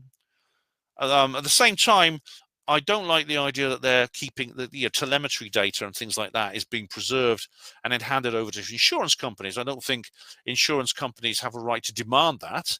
Sure, they can ask for it, for you to do it voluntarily. I would refuse. I could say it's an invasion of my privacy. But if it could, it could be tempting if the insurer says, well, we'll cut £5 off your bonus, off your no claim. We'll add £5 to your no claims bonus or something. I'll say fine, I might be tempted to do that, but I hope not. The reasoning behind these massive discounts is rooted in the technological superiority of the Tesla AI. Unlike human drivers, the neural networks powering FSD do not get tired, distracted by a text message, or emotionally compromised by road rage. So they can get drunk then, can they? They can get drunk. I'm joking. The system utilizes a 360-degree vision suite that processes surroundings in milliseconds, faster than a human blink. By collaborating directly with Tesla to access real-time vehicle data, insurers can now distinguish between miles driven by a human and those managed by the AI. This precision allows them to pass savings directly to the customer, betting on the fact that the silicon driver is far less likely to result in a costly claim. Yeah. Again, it's a trade. Privacy in exchange for like a discount. It's up to the individual. It's up to the driver. I think privacy is very important to me. But I understand people who say, okay, look, you're driving so expensive anyway, so in order to afford the next MOT, I'm going to have to do this, things like that. I understand that. By the numbers, crash per mile statistics. The financial incentive for these discounts is backed by increasingly lopsided safety data. According to Tesla's most recent safety reports, the disparity between human and AI safety is difficult to ignore. Tesla FSD Autopilot recorded approximately one crash for every 6.36 million miles driven. Yeah, I think that was the guy who was testing the first model. US national average. Based on general highway safety data, the average American driver is involved in a crash roughly every 702,000 miles. This suggests that statistically, the AI system is nearly 9 times safer than the average human driver, even when comparing Tesla drivers who choose not to use FSD, who still benefit from the active safety features. The AI-engaged miles consistently show a significantly lower risk profile, a new era of liability. As this model gains traction, it could redefine the relationship between car owners and their insurance providers. We're moving towards a world where the human driver tax is real. Those who insist on manual control may soon find themselves paying double the premium for those who let the AI take the lead. With insurers now treating FSD software as safer primary driver, the path towards full autonomy is no longer just a matter of convenience. It's a matter of financial common sense. Well, David, Over the Moon, I kind of predicted this. Where's that? Let's have a look. Have you seen this video? It's a really old video from 2014, but it's worth watching for more information about this issue, guided buses. I like this video. Well, I took a day trip to Cambridge for this. I like the video. It's pretty good. But check that out because I do actually go into more detail on this issue. And it's one that I kind of predicted. Believe it or not, if you read Arthur C. Clarke's Profiles of the Future, this is like his non-fiction book he wrote, I think, in about 1958 or something. He actually makes this same point. Believe it or not, he predicts exactly what you said. That at some point it's going to be, manual drivers will be punished or will be penalized or charged more for manual driving. So, yeah, definitely. We have Oxford Graffiti 15, Mr. Rollion, who says here, happy to see a new one. Have mates that, oh, hang on, how am I doing for time? I'm going slightly over. I'll just do this one and finish. Have mates that are gassed that some of their work is in your videos. Supporting the series any way I can. Love your graffiti videos. Thank you very much, Mr. Rollin. Indeed, I have actually been contacted by some of the artists who've actually thanked me, and they've even advertised some of their designs in various parts of Oxford, specifically for my upcoming videos. I mean, the one that was up in Cowley, they actually let me know they were going to make it, so I could go there and film it, which is cool. And Mr. Ollian also says here, also the colourful small colourful small piece you are struggling to read is a friend. Ferns. You might see more of his stuff about. Hope this helps. He says he's flattered to see his work in your videos. Oh, that's great, Mr. Rollion. You know, next time I pass him, because I sometimes speak to these artists when I see them at work, I'll introduce myself and talk to him about this, because I'd love to feel myself being a collaborator with the quest that these artists have, which is to make the place more cheerful, to brighten it up. So I'm glad I'm helping with that. So that's the end of hour number 2. Okay, guys, numéro 3, hour number numéro 3. How are you all? And yeah, I think this getting through it. So that's good. That's good. I'm glad to get this out of the way. I'm kind of in a rush because tomorrow I've got the HPANWO show on Thursday, and then I'm off to Essex. So yeah, definitely. Okay. Paul Wills says here on Unstruck, well done, great news. Thanks, mate. Thanks, mate. Really, I'm glad. It's like a bright spot. That is really is a bright spark. English TK says on Unstruck, seems weird that YouTube would care about community guideline strikes and their removal from shadow banned accounts, like as if they are just pretending that you are a valid user. Otherwise, you might suspect them even more of shadow banning you. I never thought about that. Do you think do you think maybe are they trying to lull me into a false sense of security or something? Are they trying to flatter me? That's an interesting point, English TK. You know, I mean, it's easy to get so suspicious about YouTube. I'll just suspect them of like playing 4D or 5G chess, or like doing double or even triple bluffs. But anyway, who knows? Who knows? It's a bit of a mystery. Neil says, oh, now we go. Voices in the Wilderness Read Party Review. Neil Peel Paranormal Peep Show says, first once again. Well done, Neil. Well done. And Quantum Ben says, Quantum Ben. I'm sure someone will write a book with that title at some point, really. Yeah, I just said, but when he I think Ron made a mistake by calling his book Quantum Bigfoot. I mean, that is absolute red meat to the skeptics, isn't it? Virginia 30 live stream part 1, which is not a live stream because I had to re-upload it. Professor Unwin Most says, whoops, all wobblet and swimming most in the brain bocker there. Oh, I mean, that confusion, I think that means. Full up, trickly how, off the left-hand side goal, and land a foursquare on the Bocus. A dignified follow-up, but still a follow-up. Oh, yes. That means falling down. Oh, I think yes. Oh, you're referring to my little trouserial accident. Yes, I had a little wardrobe moment there. You know, it's like in the movies. Wardrobe. Yes, and luckily no one's. Well, someone did see it actually, but they didn't screenshot it or anything. And as soon as the live stream was finished, I just privatized it so no one could go back and get a screenshot, because the trolls would have loved that. What's more, it's possible because it was a bit indecent that YouTube wouldn't have liked it, because you're not allowed nudity on YouTube. Ben Emlyn-Jones live at Truth Seekers Northeast 8, part 1 of 2. Oh my goodness, this is from Professor Unwin Most, and you know what? I'd love to go back there. They're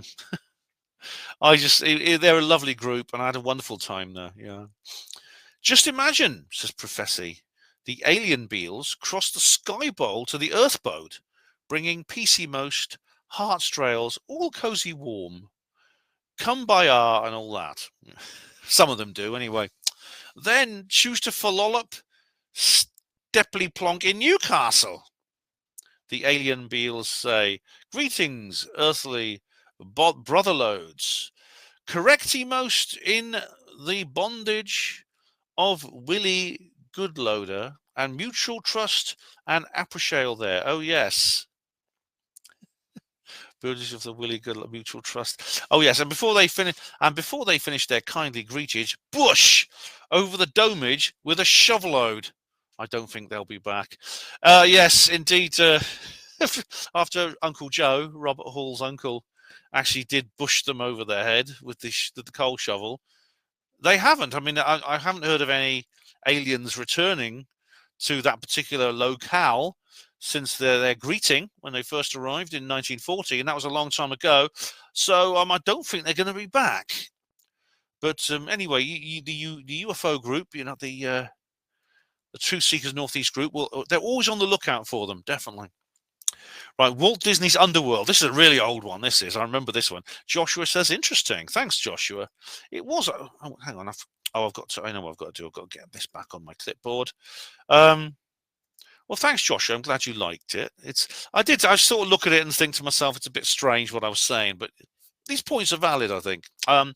Right, Capel Green Premier, The Channel. Someone called The Channel. That's interesting. Who says here, this is the craziest movie release, or non-release, I should say. You're the first person I've seen who has actually seen the movie. Exact opposite of how movies are normally released. I'm curious as to why this hasn't been released globally as of February 2026, almost 10 years after it was made. Oh, the Channel. There's nothing I'd like to see more. And it's very frustrating. And there's some. I can't talk about it because it's kind of private. But there's a huge amount of conflict at the moment within the production team. There's some issues that have come up, and it seems like there's a massive split. And at the moment, they're trying to resolve it with emergency meetings and things. And I do hope at some point we will know more. And indeed, this rollout, this release and publication system can continue. At the moment, unfortunately, there are only a couple of hundred people who have seen the movies. I went to the premiere. There were a few more showings. There was another cinema run in another place. Then there was a cinema run that was cancelled. It was shown in Australia a few times, and then it's all stopped because of all this trouble. And I do hope it comes to an end soon. I really do. They're trying to sort it out. That's all I can say. I wish I could tell you more, but it's kind of private. It's annoying that, you know. Voices in the Wilderness Read Party live stream, and nothing as it seems says conspiracy deconstruction, and there's like a link here. Let's have a look at this link, see what it says. All right, let's just show it to you here. Missouri Clean Skies versus Geoengineering. All right, not an expert, Jim Lee. Freaking nightmare. All right. Yeah. Sorry, this is an hour and 14 minutes long, but it just says there's nothing in the description. But it's about climate. I suppose it's about climate change and chemtrails and things like that. But I'll have to look at it in more detail later. But conspiracy deconstruction, I don't know what that means. Anyway, 122 Red Ibex says, was that lol what they call it, adult content? What was this? I've got a timestamp here. Let's have a look. Doing here, hang on. Oh yes! Wow! Perfect. Love. What's this? I don't know what's good. I see. No, but it does sound a little bit. You can't see what she's actually doing, can you? You hear a young woman making noises, and you think, what's she doing? You can't actually see it, but no, that was actually on TikTok, and they don't allow that sort of thing on TikTok. But it's easy to imagine. You can easily use your imagination to think what she might be doing when she makes noises like that. Yes. Right, Lapis Conference 2025. Oh, I had a nice time there. I had a lovely time there. Great conference. 106.41 timestamp from Red Ibex, who says here. Little guys from Chingle Hall, ghostly things. So pity it's not open to the public anymore. That's a great shame. It's awful.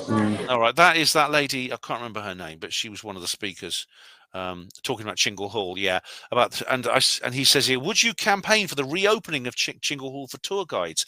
I don't know. I'd be curious to see the place. I really would, after what that lady told me about it, what she told us all about it, about the ghosts and things there. I'd be very, very curious, Red Ibex. I'm not sure I'd have time to go out and campaign because I'm not sure I've got time, but I'm sure someone will, even if I don't. Red Ibex has another timestamp here on the same video, 106.07. Let's have a look.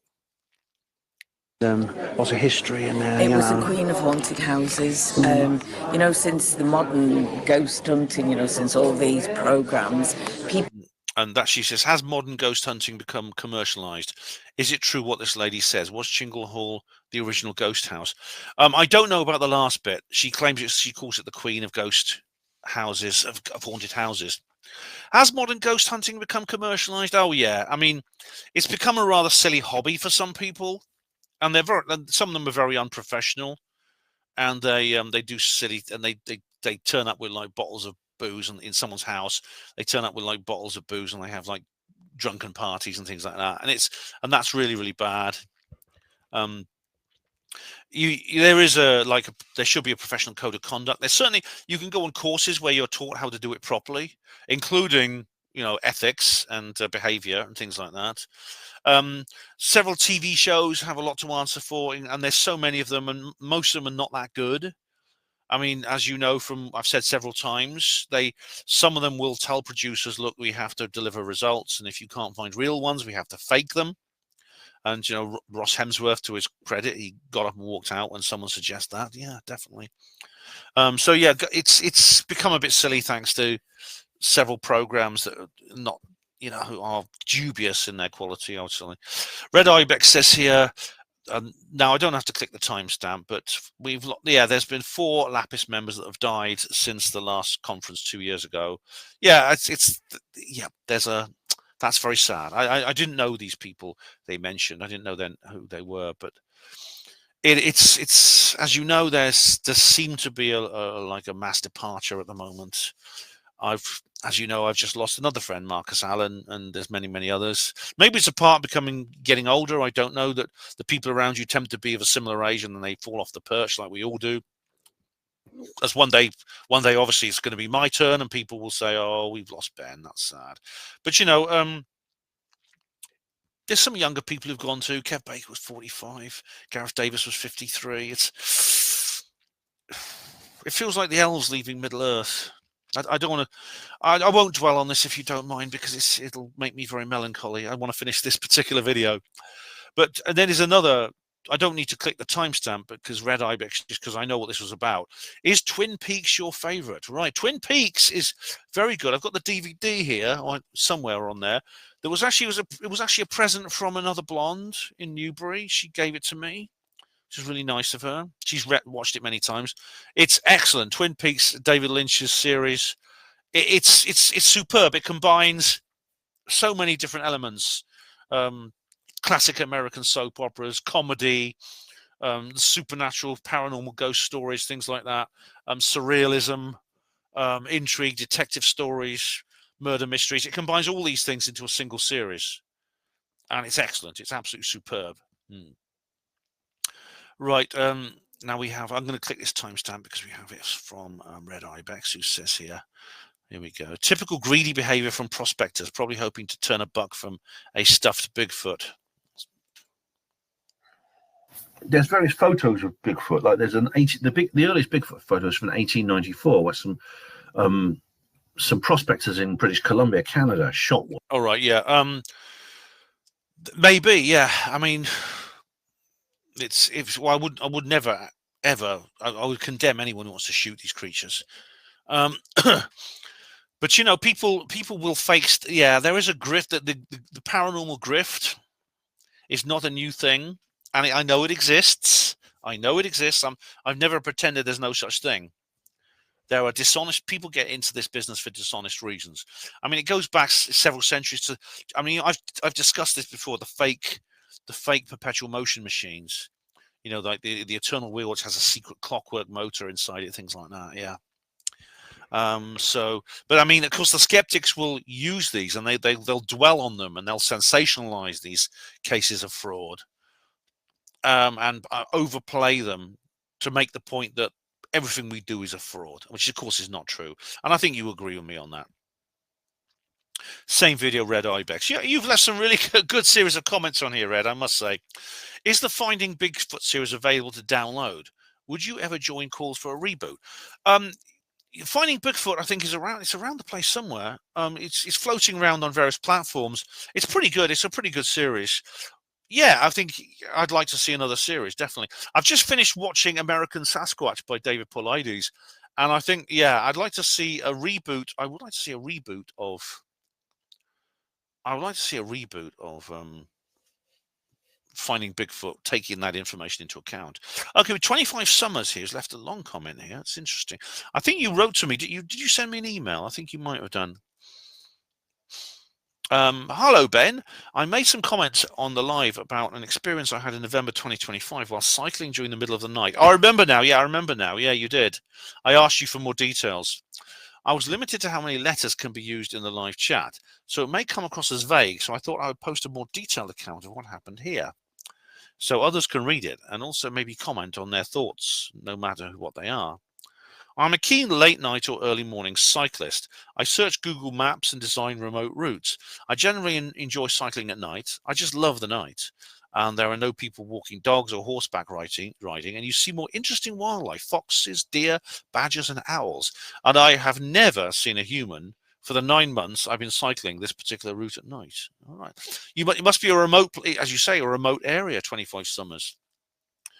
This one particular route I created takes me 3 miles along a canal, then off-road along tracks and bridleways for another 3 to 4 miles through farmers' fields and small woodlands until I rejoin on a country lane and then back on the canal onto the canal. There are human inhabitants on this route, only very small farmers' residences and converted barns. The nearest villages are about 2 miles away. This particular night was around 2 or 3 a.m. in November 2025, and it was still quite mild weather, but it was cloudy and a damp night. The visibility was not great for distance. I should interject, I think I mentioned this is on Voices in the Wilderness Read Party live stream, I should point out, yeah.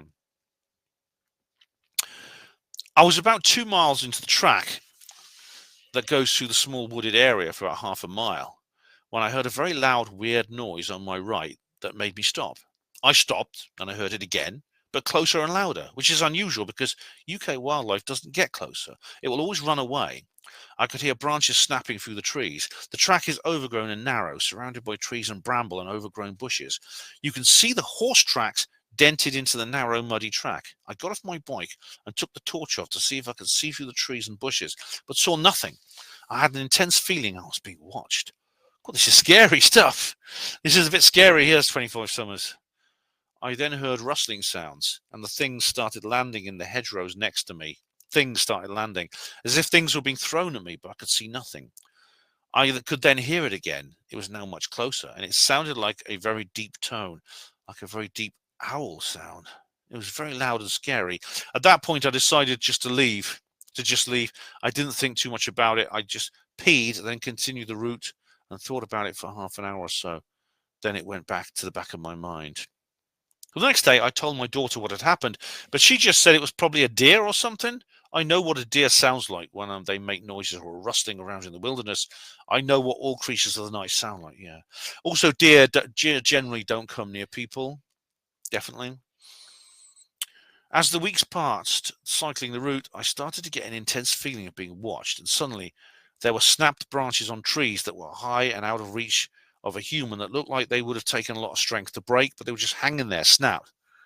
Wow, that might have been the time you saw that you were there. You were there with the noises.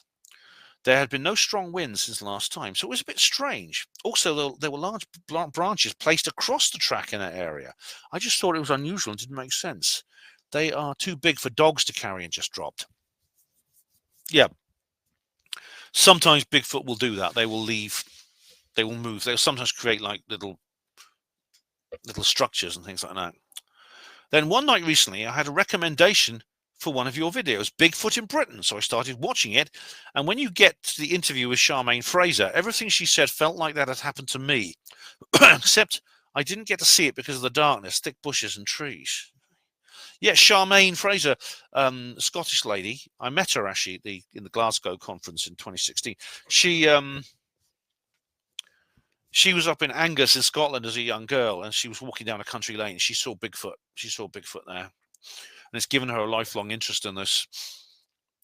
I have never thought about Bigfoot or been interested in them in my life. So it was odd how I had this experience and listened to what researchers have to say about them after my experience. Oh, good. Well, this is sometimes it is experiences like this that lead people into an interest, whether it's ghosts, UFOs, or a cryptid. Yeah. And I'm glad, by the way, that my video was recommended to you, because I didn't think YouTube did that sort of thing with my videos. So that's good news. I haven't let whatever it is faze me or intimidate me, but I now think whatever it has suddenly decided to try and stop me from going there. But it hadn't worked. Maybe we kind of have a mutual agreement now, and it's letting me know that it is its territory with the snap branches, and it just knows I stick to the same path, or maybe it doesn't feel threatened by me anymore. That's interesting. The last bit's particularly interesting there, 25 Summers, because, is that your name? Sorry. Yeah, 25 Summers, because that's kind of what Ron Moorhead thought about the Sierra camp, as I explained in the live stream, and indeed in the review.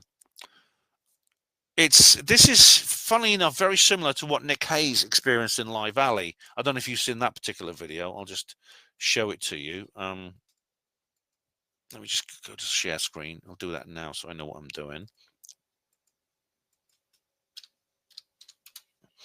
This is the Beast of Lye Valley. Do watch that, because I talk about that in more detail there. He, again, didn't see anything, but he heard the noises that you heard, the vocalizations and some breaking sounds as well. Really interesting. I do recommend. I mean, are you familiar with the British Bigfoot research community? I'll just show them to you, because it's worth making a report of your Bigfoot. It's the I forgot what it's actually called, but yeah, British Bigfoot Society. There's several of them around. It's worth making a. Deborah Hatswell is the lady to talk to. Here we go. Deborah Hatswell here. Leading expert on the British Bigfoot and Dogman. Search for the British Bigfoot. There's several different resources here you can go to. It's worth making a report there, 25 Summers. But thank you very much. Thanks very much for sharing your experience. That's much appreciated. Nick says on Voices in the Wilderness Read Party live stream. Nick says, "Hi Ben, I always think about the Newcastle alien sightings, where one was described as a large Chewbacca type being. Yeah, this points to the Bigfoot being an alien rather than an ape. What do you think? Great video as always, mate. Many thanks." You're very welcome, Nick. And indeed, Robert Hall, he's now passed away, but he did an interview with Richard D. Hall, and it's one of Richard's early videos. He did talk about that. Yeah, he did draw a list. He made some pictures for Daryl Sims to investigate. Yeah, and indeed, if you watch, I recommend that American Sasquatch video. You get it for a few quid on Amazon, and it's really, really good. It's David Paulides' latest. That certainly some aliens do, and indeed I give an example of the Presque Isle sighting. Some aliens and Bigfoot seem to be interchangeable. Not that there's not a real cryptid. These things are not mutually exclusive, but some things that are categorized as Bigfoot might actually not be Bigfoot. So yeah, definitely. Right, my community guideline strike has vanished, and CESP 11111 says, and so it should have vanished. Thanks, exactly. Thank you very much. Reply to comments 122.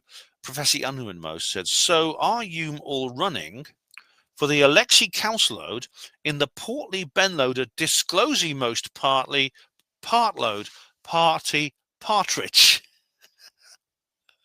You know, Professor Emlyn-Jones, I think a career in politics is a bit out of the question for me. I've got way too much baggage. I did actually consider joining the Independent Oxford Alliance, but I think I'd be more of a detriment than a boon to them. So no, I'm not planning to run in any elections. If I do, it will only be for my. Like you say, I'll have to set up my own party. As you've suggested, a very interesting name, which of course would be in English if I do it, but it'll be something like that. Right. Oh, we're on the last comment now. Patrick Earth says here on Voices in the Wilderness Read Party Review. Ben, I've been following you since 2012. The first video I watched was when you went through explaining all your David Icke books. Did you? You sent me an email, didn't you? I think you've sent me an email. But I just wanted to say, you still look the same As in, you haven't aged a day. Maybe it's because you don't have any grey hair. I don't have any hair at all. If I grew it, it may look a bit grey. I don't know, actually, because I haven't tried. I bet you're a secret Illuminati and you drink adrenochrome. But I do miss your esoteric stuff that you used to share. Oh, your exoteric stuff you used to share. All right, look, I'm not in the Illuminati, Patrick, you know, but I would say that, wouldn't I? But, you know, I think I don't look. I look younger than most people of my age. I'm not going to say exactly how old I am, but I look younger than most people of my sort of age group.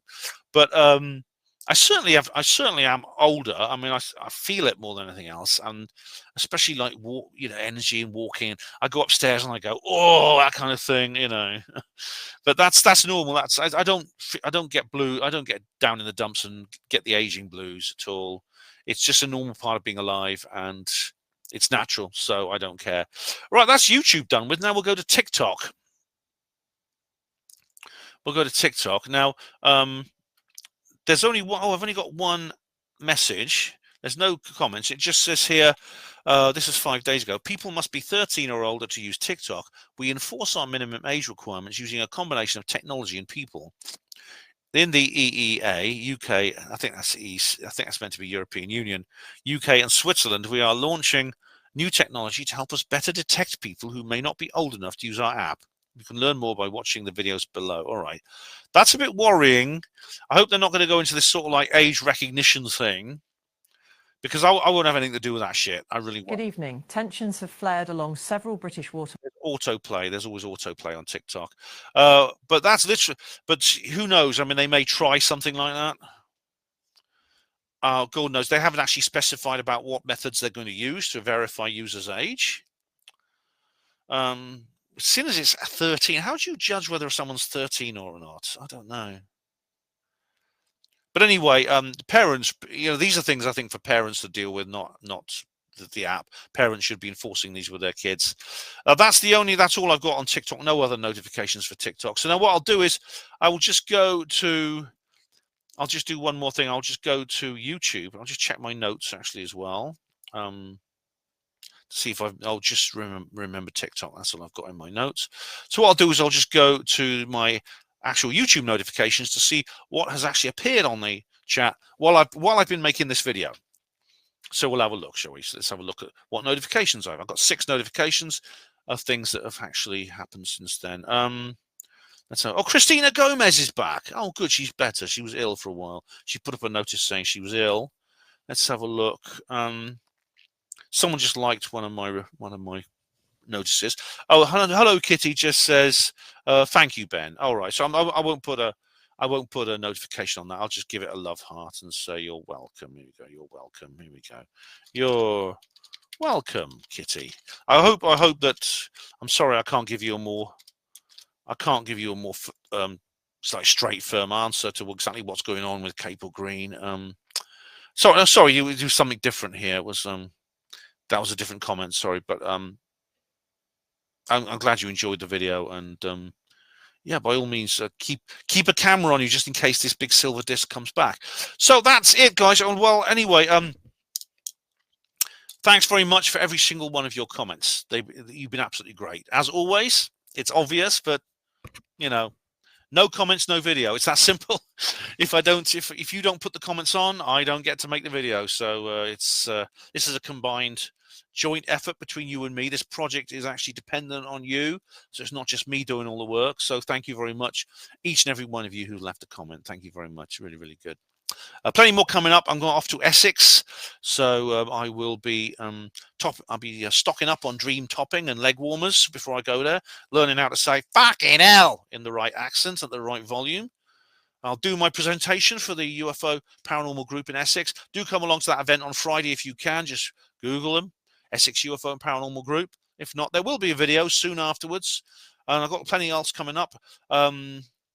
Yeah, in fact, I'll be covering the Artemis 2 thing, and there's several other interesting stuff I want to do, so stay tuned for that. Well, thank you all of you for watching HPANWO TV. Hospital Porters, Pride and Dignity. Stop the New World Order. Conspiracies, government cover-ups, Earth mysteries, monster cryptids, psyops, saucers and black triangles, HPANWO.